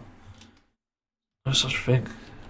And again, transitioning as a process means you're getting rid of, again, like sort of the traits that are associated with these genders as well. So again, it's really a non-issue, and it's an easy thing to answer. I could be wrong, because I'm obviously still, I'm actually like technically non-binary. But also just, I think it's an important question to have, and also that can also be in preferences too. Like if you're bothered by someone being non-binary or not, and also the genitalia they may have, if that's again your thing. Because I think that's what people seem to fear most out of everything for some reason. It's so stupid, but unfortunately you do have a need to accommodate that in some ways. And again, it sort of opens up more diversity because of these realities. So you've also got men with a vagina. Let's not forget that, because that can still be a thing. So again, it's down to preference. It's down to looking deep in yourself and finding out what makes you, I guess, the most happy or most aroused or whatever it is. But that's like strictly speaking on the sexual side, because the romantic side is going to be completely different. You know, what are you looking for in a romantic partner, like showing off or an extra partner or whatever it is? There's just so many different questions around it that need to be answered, but none of it's malicious. That's a big point to make here. Because were it malicious, we'd have problems, wouldn't we? And there'd be more outrage, of course. So, yeah, again, it's like a no-brainer there. I really do think that's important to acknowledge. So I can't stress that enough. I don't really have anything else to add to this, so again, it's just one of those questions. I felt like answering it because it's something I had thought about quite a while ago. It's just like feeling that sense of that particle or whatever it is. It's not like transvestigating, but it's like being wary of, again, an inherent part of someone, whether that's like still part of their life or not. But like, again, with like most trans people, it's about getting rid of the gender dysphoria. It's not about forgetting the past necessarily. It's just about getting rid of the dysphoria and moving on and creating a new life, new memories with this change. So I think that's really important. People really do need to acknowledge that. It is serious. Yeah. Don't really have anything else to add. So let's actually move on. Well, this is one of the most disappointing cyber videos, I have to admit. Because it just comes from a very uneducated response, and weirdly enough, even though I've really only just got into politics, technically speaking, for, say, the past year, almost now, I have to say that the suggestion is a bad idea. He suggested general election now, because Andy Burnham is going to be another Keir Starmer, which is correct. But Nigel Farage is going to be worse than Keir Starmer and Andy Burnham probably combined. And we cannot have that reality. And looking at the polls as it currently stands, the Reform are in the lead still for a general election, with 27% voter base compared to Conservatives, where there's 20%, which is bad because Conservatives suck. And Labour is below that, like 17% I think, and Greens are about 10%, Lib Dems 12%, but we ideally should have, obviously, those votes combined so we can overcome, obviously, Reform, because Reform are a massive threat. And what people don't seem to understand with this, and what no doubt the viewer base of Cyberwar won't understand, is Reform and Restore offer solutions to only a select few problems, but create problems for many others. And that's also proven by how shady they are. You know, Nigel Farage taking donations from a billionaire, and also previously having the backing of Tommy Robinson, and then Restore also having a similar thing going on, where there was also Tommy Robinson backing him, and Elon Musk for that matter. So we all have these issues here, it seems, with the UK. These parties are just not going to serve us, and they're in fact going to make it worse. So all these complaints about digital ID, by the way, they're pretty much invalid so long as there's a general election. As in, what we're going to see is far worse tactics and a more North Korean sort of styled surveillance state under Reform. Because they're going to have police out on the streets deciding who's an immigrant or not. Essentially ICE, you're going to have that too. There's no doubt going to be digital ID and stuff that's going to play a role into it, because they'll want that for some reason, because billionaires decided to do so. And they'll want to basically hijack all your data to sell to the billionaires. So there's so many fucking dangers around this, and I'm surprised, even as an IT guy myself, and like obviously cyberwaffle, kind of being kind of techie. Like I wouldn't say, from everything I've heard, it's like massively tech related. But there are certainly elements where he does, or they understand everything going on. But again, a general election is the easiest way to backfire. Because if we do get that, we get a dystopia. And that's because Reform will immediately take the win, because somehow they've also rigged the election. I'm surprised nobody's actually done anything about that. Would have disqualified them under like a general rule in the UK. But Reform shouldn't be in the race to begin with. Conservatives, fair enough, like they haven't been as bad as Reform or Restore, but they're still bad. Same with Labour. Well, Labour's actually bad, what am I saying? But, I'd also punish parties for not following the manifesto. So whatever they promise, that should creep up on them. That should always backfire. And I think the parties most loyal to the manifestos that they make should be, well, no doubt should keep their place. That's the reward, really. But when there's a failure to do so, then obviously it needs to be addressed, because we can't let this keep happening. And yeah, like with Labour and stuff having a decent manifesto before this, apparently, as I've heard before, and even Cyberwolf mentioned this. Even then, we have to be careful, because even with good manifestos out there, there's still that risk, and that's why I say Reform and Restore are possibly the most dangerous parties you could have in China at the moment, and Conservatives probably come just below Labour in a way, because even then, like Conservatives, they were awful back then. I remember them trying to remove disability benefits for some reason. Just shitty. Obviously that always resonated with Reform space. Yeah, as I said, there's so much ridiculousness among these things in these realities, and it really shows the amount of bullshit there is in these politics, and just how much danger we're in. Because I really cannot forgive someone for asking for a general election, and then we get it, and then we get Reform, and it turns out to be worse. Like, Jesus Christ, go fuck yourself. Like, this is why I'm in such a panic at the moment. I rely on benefits, and I rely on a free healthcare to get by. Yet, if that's removed, I'm just fucked from that point on. There is nothing else for me to do, nowhere to go. And you only have yourselves to blame for that. So there's a real danger there, which just doesn't really help. And also, me being able to get a job without a fucking CV, without any references or anything.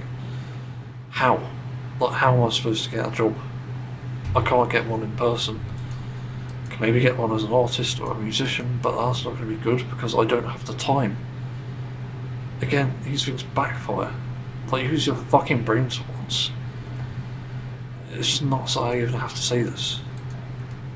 Like, if you haven't done your research on politics, about political leaders and the manifestos, don't bother talking about it then.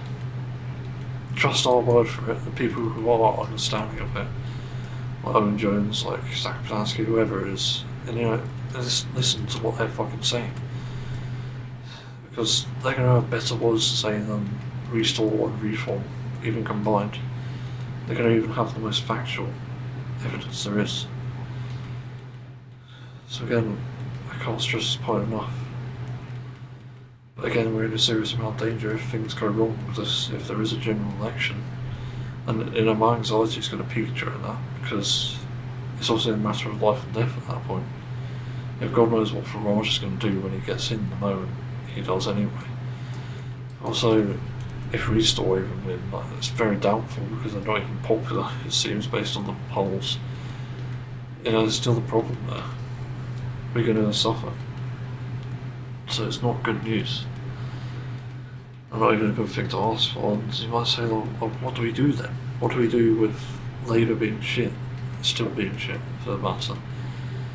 And the simple answer is we just have to either wait it out or, do what Nepal did. Those are the only options we have, and also I prefer the option of Nepal, or whatever they did. But that still leads to the problem of potentially what we see with, Farage getting, like, it could be Reform that do this, that overthrow the government, and essentially put Farage in charge automatically, which is a bit stupid because, again, Farage doesn't really have any legs to stand on. As far as I'm aware, he's literally the cripple in the political race because he doesn't have anything to fucking do. He has no use, essentially. That's what I'm trying to say. He doesn't have legs.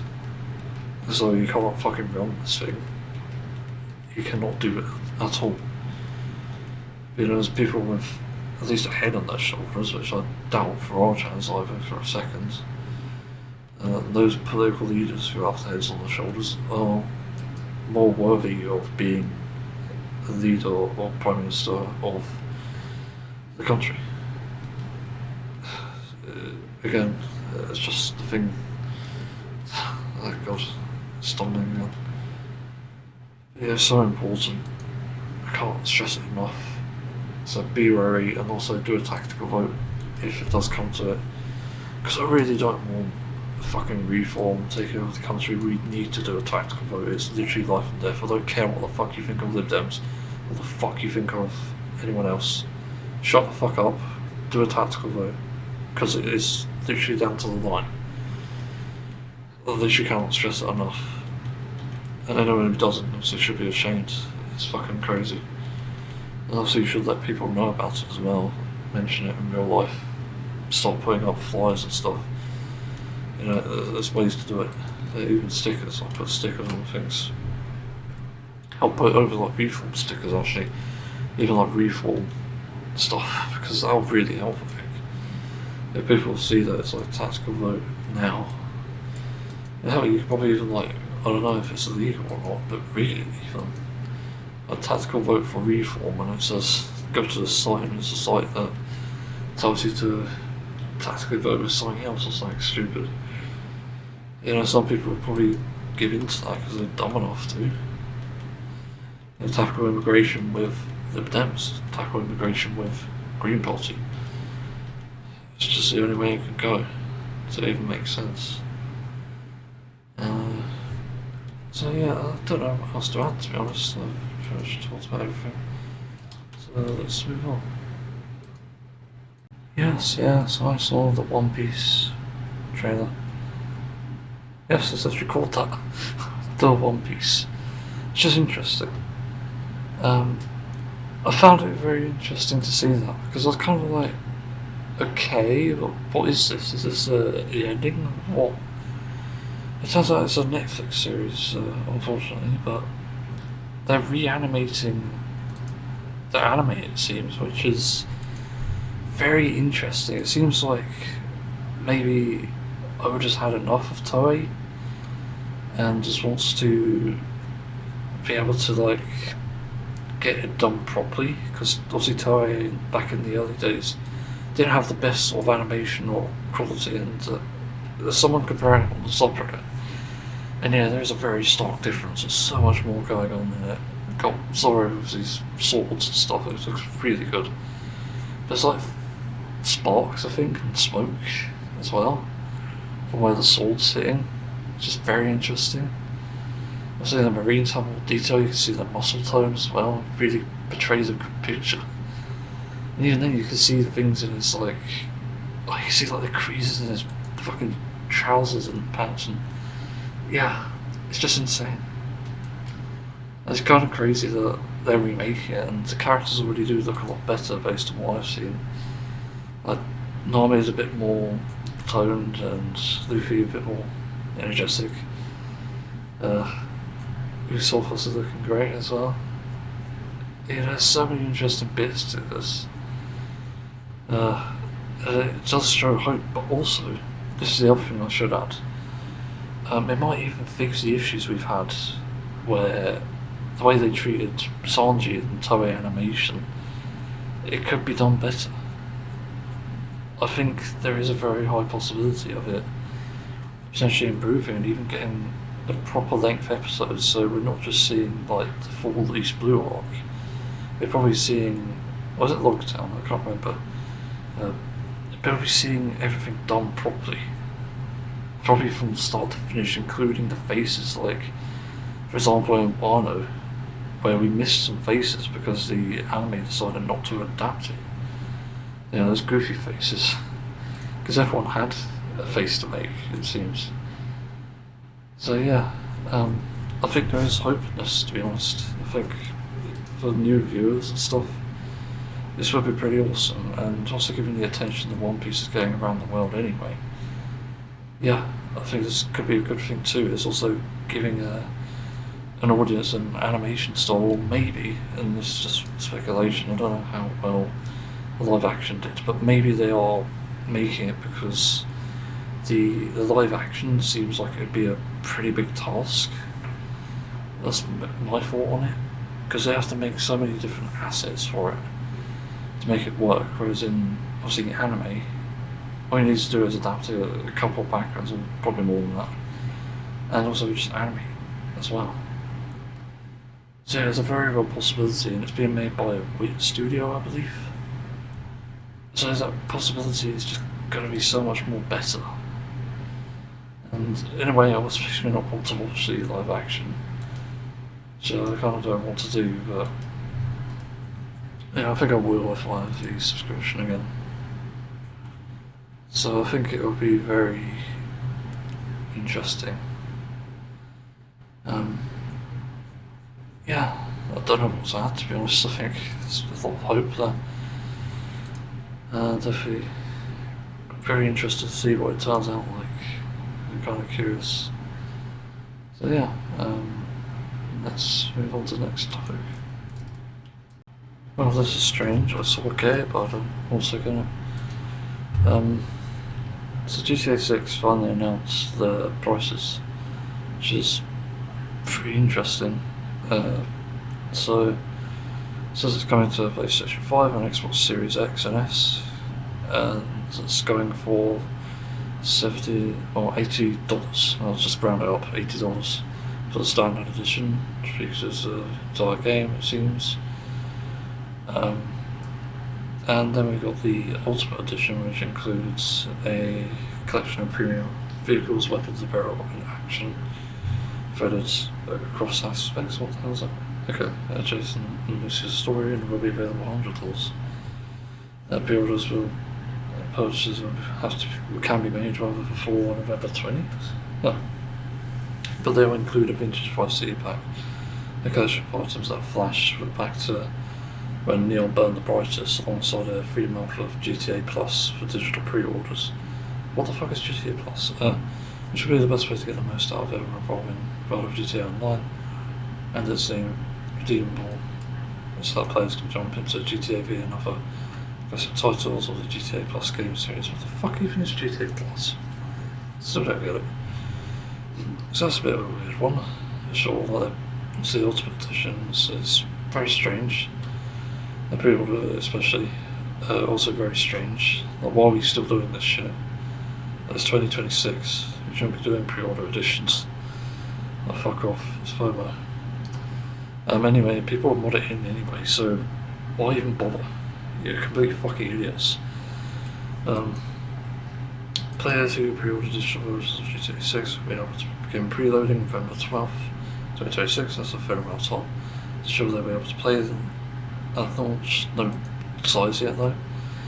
But the launch is November 19th, 2026, and then the physical version containing a download code inside the box will be available starting November 12th, 2026 to support preloading. Yeah, also very strange, because the physical box has to offer something. It can't just be a case with a bit of art on it, it has to be more. Using my Pokemon Brilliant Diamond Shining Pearl is a different type of game, obviously. It's got a fucking map in it. Oh, I love that. I'm not going to chuck away the case now, I might even just keep the paper as it is. But it's got a bloody map. Like, that's the benefit of a physical thing, and here it doesn't really state if it has anything with it. So what's the point? You might as well just download it. But the problem is, this also brings up the issue of it's already a fucking big game, enough as it is. You've got to more than like twofold or threefold the amount of profit you make off this. Most likely also based off of how many people understand the gaming landscape, but some people won't. They won't even care, and apparently it's not even rated yet, which is interesting. But it makes me worried. Because also a lack of physical copy means there's a lack of again trading it, like a lack of giving it to someone else. Like GTA 5 you could fucking do that, you could I think trade the disc to someone else. And you know, it'd be as playable as it was the day you got it. You just wouldn't be able to access online, I don't think. But that's a worthwhile trade-off. So that kind of doesn't make sense. But I also am thinking, like, what solution can we make? And in my opinion, I think the solution is just like SD cards, SD card readers maybe, where it contains like an encrypted version of the game, and obviously it loads to that. I don't know what else, like, things have maybe just a USB that can't even be formatted. Like, I don't know how possible it is again. But there has to be something, because this is absurd. But there are obviously risks with that as well, given that USBs also can be slow. So it does need to be fast transfer, like maybe USB-C and USB 3. So yeah, I don't know what they're thinking with not having a proper physical copy of a disc. Like, the entire point is you fucking trade it. So I don't really understand it. It's just so silly to me. But yeah, I can only hope that they remedy this later on. I imagine they're already like creating the fucking versions for this or something. We're like 5 months away from its release. And yeah, they're probably uploading it to like, well, probably making the codes for this, that's all they're doing. But even then it's going to be scalped, and that also creates issues, and I guess that's maybe why they did the download version. Because of like scalping, and people start to get the warning obviously of that. But at the same time I do miss physical copies, I think, in the hands of the right people and the right companies as well, selling it, distributing it. There's a few things that can be done. Yeah, again, it's disappointing. I was hoping it'd be better than this, but no. It's kind of shit. Already people on Artist Gaming reacting quite negatively towards it. It's just kind of fair. There's also a entire thread of all the things that have been shown in it, additional things. Some things are the same, some things not so much. So I suppose it's changed from the last time I looked. Like sports car, sniper pistol, kayaking, and more realistic guy. Yeah, not sure. So what's this? Comment. Only open for business with the Ultimate Edition. Laugh my ass off. Features a lot behind additional paywalls. Crazy work here. True. It does feel a bit shit. It's like offering literally all the game and then this additional thing, this little thing that doesn't even fucking really matter. Like what? So it's kind of weird. I've always been a bit unsure about special editions, truth be told, ever since Just Cause 4. It just never made sense to me. Some of them felt really unnecessary and had no, like, you know, turn back. You know, if you're like getting the Ultimate Edition of, say, I don't know, maybe The Witcher 4, maybe they provide like a pendant, like a cat skull pendant, and you know, that's cool. People would get that, and I get it. But because it's in-game content, there's just no point. It's just fucked to offer extra in-game content as behind a paywall. It just makes no sense. So people are just going to mod it in the end because nobody will fucking like this. Nobody will want to pay the extra either. Anyway, that's another comment. I just want Rockstar to say fuck you, there's no physical, and ditch the physical edition. I put in just to see a paper download isn't worth it in my opinion. I don't know, I feel like it's kind of a bit of a red herring in a way, because I think physical editions are getting shit, as the reply says, but they have the chance to make it better, to redeem it, in that they make, like, again, a map or manual or just something like that, or maybe even just offer like some fucking art book or additional like artwork for things. There's ways to do it, but the ways of doing it at the moment obviously not good. So it's kind of shit. Don't understand it. Again, there's people saying the same things, no disc, pay extra for nothing. I know not enough said that people are going to be fine with the $8 price, but no disc on the box. I personally just don't want to support that at all. Yeah. But again, discs aren't really possible. This is a problem, and people do need to come to understand this itself in defense of Rockstar. Discs, it's going to be very hard to put games on there, even with multiple. If I'm not mistaken, how much can a game disc carry? Because this is the question we should be asking. How much does a game disc hold? Game Learning Society, is this up to date? Yeah, 2025. So PlayStation 5 utilizes Ultra Blu-ray discs holding up to 100 gigabytes of data. So yeah, I think there is a possibility that actually discs might work in this, so I don't know why they haven't done Blu-ray, assuming like Blu-rays can work. Because I was pretty sure they were reserved for, what's it called, you know, movies and TV shows, but maybe not, so I'm not sure. So yeah, there's a possibility that it could work. So obviously like Blu-rays may be the way to go. But obviously it depends on whether they do this, whether they adapt it and how they like optimize it, because one disc can contain like the essential data and the other can use the assets. So it installs the assets to your drive, which is fair. I think that's a fine thing to have. And the other obviously just gives the data, so you've got like disc 1 install maybe, or just install disc and then the play disc. And that has all the gameplay functions. So of course that makes it function, and then the assets are a separate thing. Admittedly it's going to be a big asset though, so I'm not 100% sure also how that will work. Or just do a disc and a USB drive. There are ways around it, so I don't understand it again. It's a bit stupid. I know they don't want to charge like extra or something, but maybe again the physical copy of disc, it'll be worth the extra. I think people will be fine with it as long as it's not too high. So yeah, it's a bit stupid. Someone's saying about pre-ordering, yep, exactly. The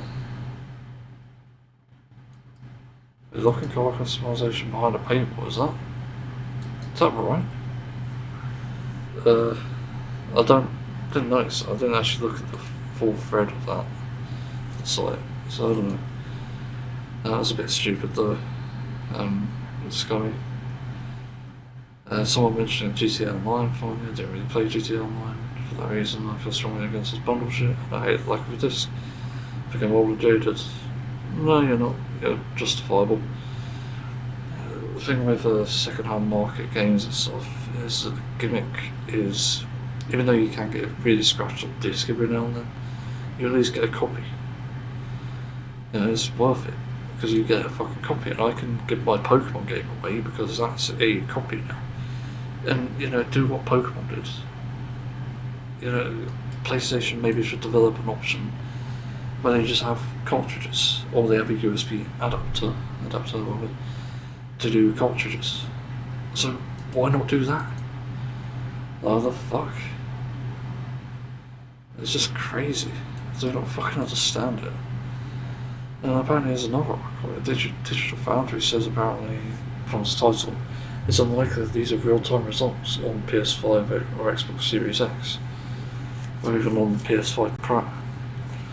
Yeah, I can sort of see that though. Again, I thought it looked too good to be true. I wondered how they made it. But also, wouldn't that mean it's already on PC? It's how they develop it after. Well, they can't develop it on like a console.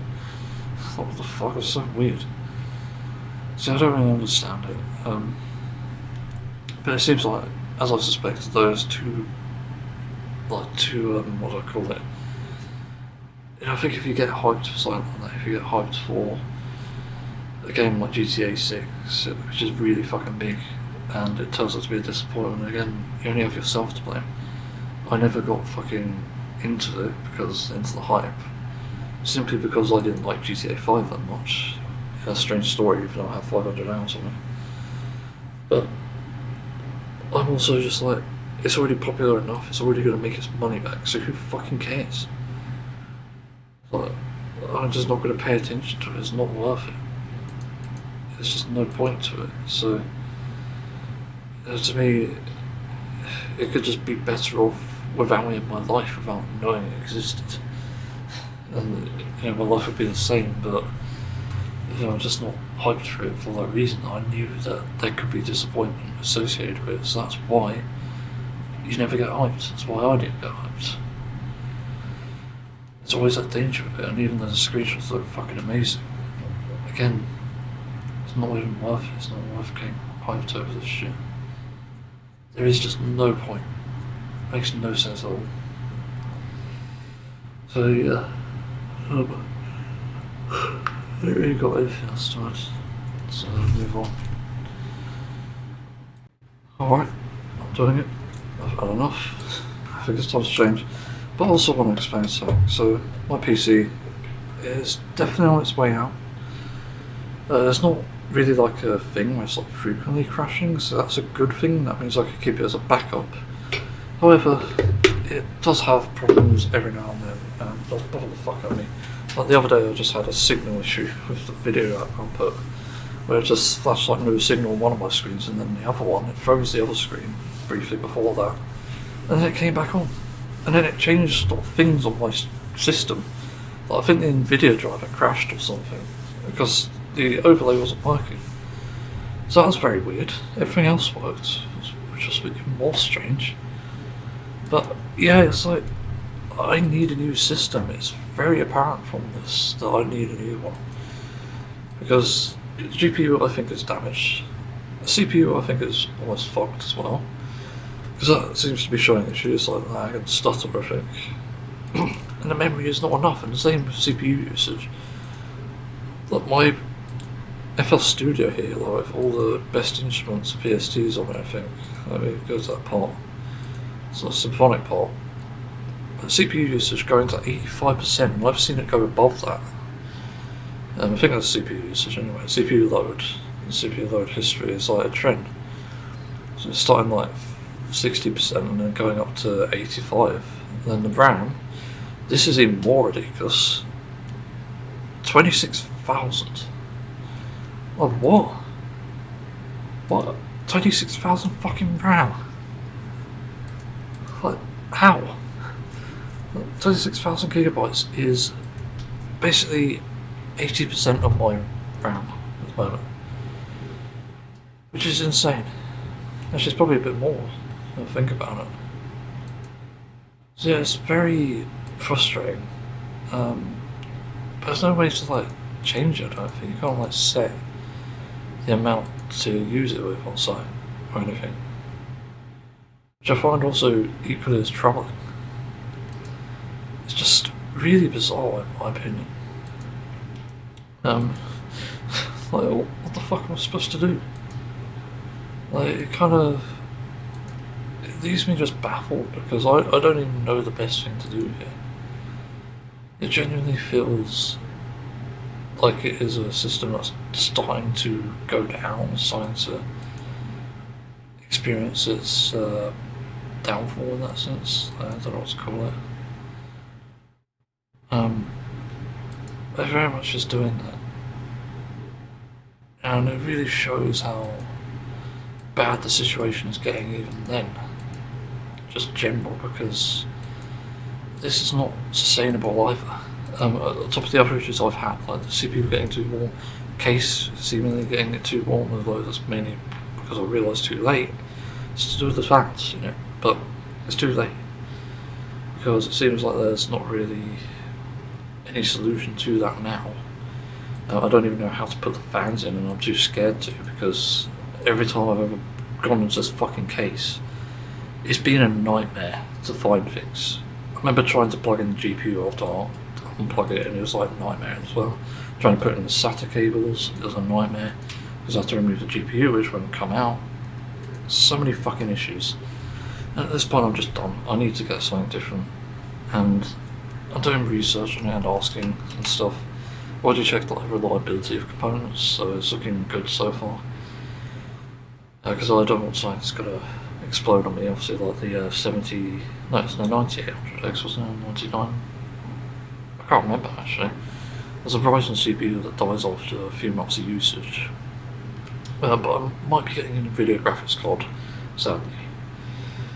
Yeah, I don't like that, but the problem is AMD one, the best one they've got, from what I can see on PC Specialist, is really underperforming. It's like a 20 to 10 FPS difference in 1440p games like Final Fantasy 14. So even then it's like a big difference to me, because this is also testing loads with no other applications running. So I need to test it. Obviously I need to, have these components up to snuff and being able to run all the systems and processes that I'm having on my system. It just needs to work. And something like the RTX 5070 Ti would also give me future-proofing, because it's about 16GB of VRAM if I'm not mistaken. So it would also help. And even though I'm not going for a gaming system, I still think it's probably the best option in my opinion. So yeah, it's just very strange. But I'm replacing it, and I could share my components actually, what I'm looking at so far. I'm asking for recommendations and stuff for like cases. I've already discovered a few that I like, but it's sort of an issue because it's sort of hard to find them. That's weird. Yeah, so I've got a Ryzen 7900X, not surprising. More cores on my doors, as I call it, because the VSTs require that, and so does the processing and shit. So it seems a lot better, a lot safer to have that. And 12 cores is a bit overkill. I used to think that 8 cores was a bit too much, but I've discovered that actually it's not too bad. And it means probably a cooler system too, so no brainer. The cooler was going to be an Arctic Liquid freezer free, but I might go for a Noctua NH-DH15, just 15 version. Also, I need to look at the Arctic cooler again, because this is based on a few years ago. Benchmark. Businesses, of course, they've done one. But yeah, I'm definitely looking out for making this the most reliable system I can. And yeah, there is promise in that, I guess. The 360 Arctic is 46.7 degrees now. The 200 watt thermals, but about, is that max 100% fan speed? Oh, this is where it gets interesting. Where is it? There it is. It's hard to read this for some reason. They've made it quite bad here. They haven't highlighted the ones you're talking about. It's about 45, that's not bad. Actually, 45.4. But yeah, it seems like the best option, I think. Unless, what's the spec for this then? Does it say what the core is? AMD 5950X, 3950X. Which is interesting, I guess. I need to look for a better benchmark then. Ryzen 7900X cores. Because I wonder, I'll test it across this site. Let's see. What's the name of it? It just says best caller, but no name. Oh, there it is. Yeah, the NHD 15S, it's up there. That'd be great. RGB is a downside, fuck off. I don't care about RGB. The Arctic cooler is up there, this is good. I'll probably get a non-RGB version, because I don't want Rainbow Slop. UK240, it's interesting. I don't think this actually is useful. Then there's other options. What does it say? The temperature? No. It's just weird. It should say the temperature really if you've tested it. 50 degrees for the Arctic, which is good. I don't know, but I'll keep this article, it's useful. So yeah, and look, motherboard has an interesting thing. I often build a PC subreddit, and I didn't realise, I completely forgot about it. But I don't need all the USB ports on the bag necessarily, so I can go with something cheaper if I have to. And get something that's like an add-on as a PCIe thing. Let me double check that. PCIe USB slots, because I struggle with USB slots at the moment. Yeah, they exist. But they'd be extremely useful. 4 additional slots would be pretty damn good. There's one here with a weird shape. Wait, maybe not actually, it's sideways. The sideways one seems better actually, there's like 5 of them and then 2 Type-Cs. Oh, there's one here, that's all. There's 7 USB 3s. Yeah, that's a naughty looking PCIe. Damn, I might need that. It seems extremely fucking useful. It'd be good for like my microphone, it'd be good for secondary microphone. What else? Like a Rocksmith cable maybe? It depends on the transfer speed. And ideally that's also a thing to look out for with that. It's like testing the latency. I might look it up. What's the latency of... it's loading. Latency of PCIe USB. Because I'm wondering if that makes any difference. No, it's not it. Not it. Not it. Less Zack, maybe. Max USB connections.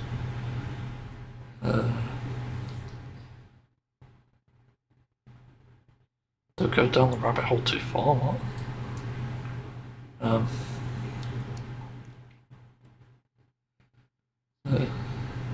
What do you think of like the 870 Aorus that has the most USB slots? So it's kind of curves. Yeah, the USB 2 port is quite interesting as well. Because you need like as many USB 3s as possible for the faster transfers. So it does matter to an extent. Yes, plug it in by like priority. This isn't even about the PCIe, which is stupid. But yeah, I'm gonna guess that there's not much of a transfer speed, given it's the same as like a GPU. So that's interesting. But what's the next component then? Also, I haven't decided on what power supply because I don't know what I need. But memory, I'm thinking of either like a. It's going to have to be 2 by 32 gigabytes. Cross-save engines, obviously. But DDR5. And either 5600 megahertz, but I might need more for the top clock of the 7900X. So I might even need a 6000 megahertz, which is annoying. And I'm not sure about CL40 or 30. From what I can tell, that's to do with the latency response. And to be honest, I don't know if I care that much. Latency is important, so I don't know. It's kind of hard to decide. I might as well go with faster, just to be safer. And there's the storage, which will be an NVMe.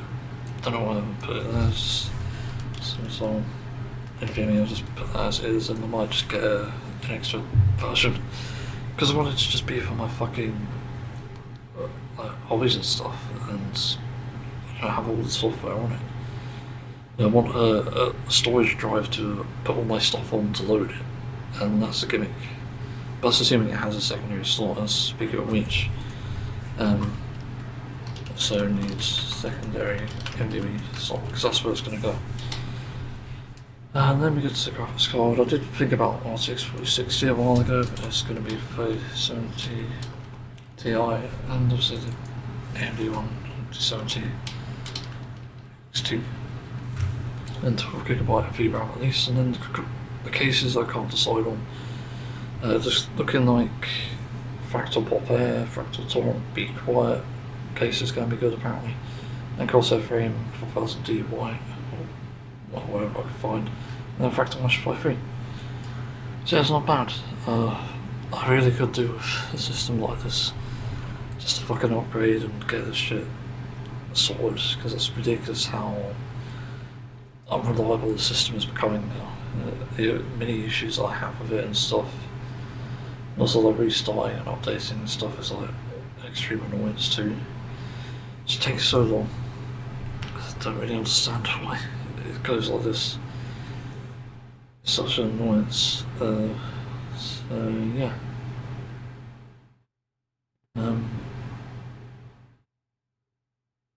I don't really know what else to add, really, to be honest. It's kind of confusing. Yeah, again, I'm considering this strongly now. Probably takes more priority over other things, but I do need an air purifier as well, that's important.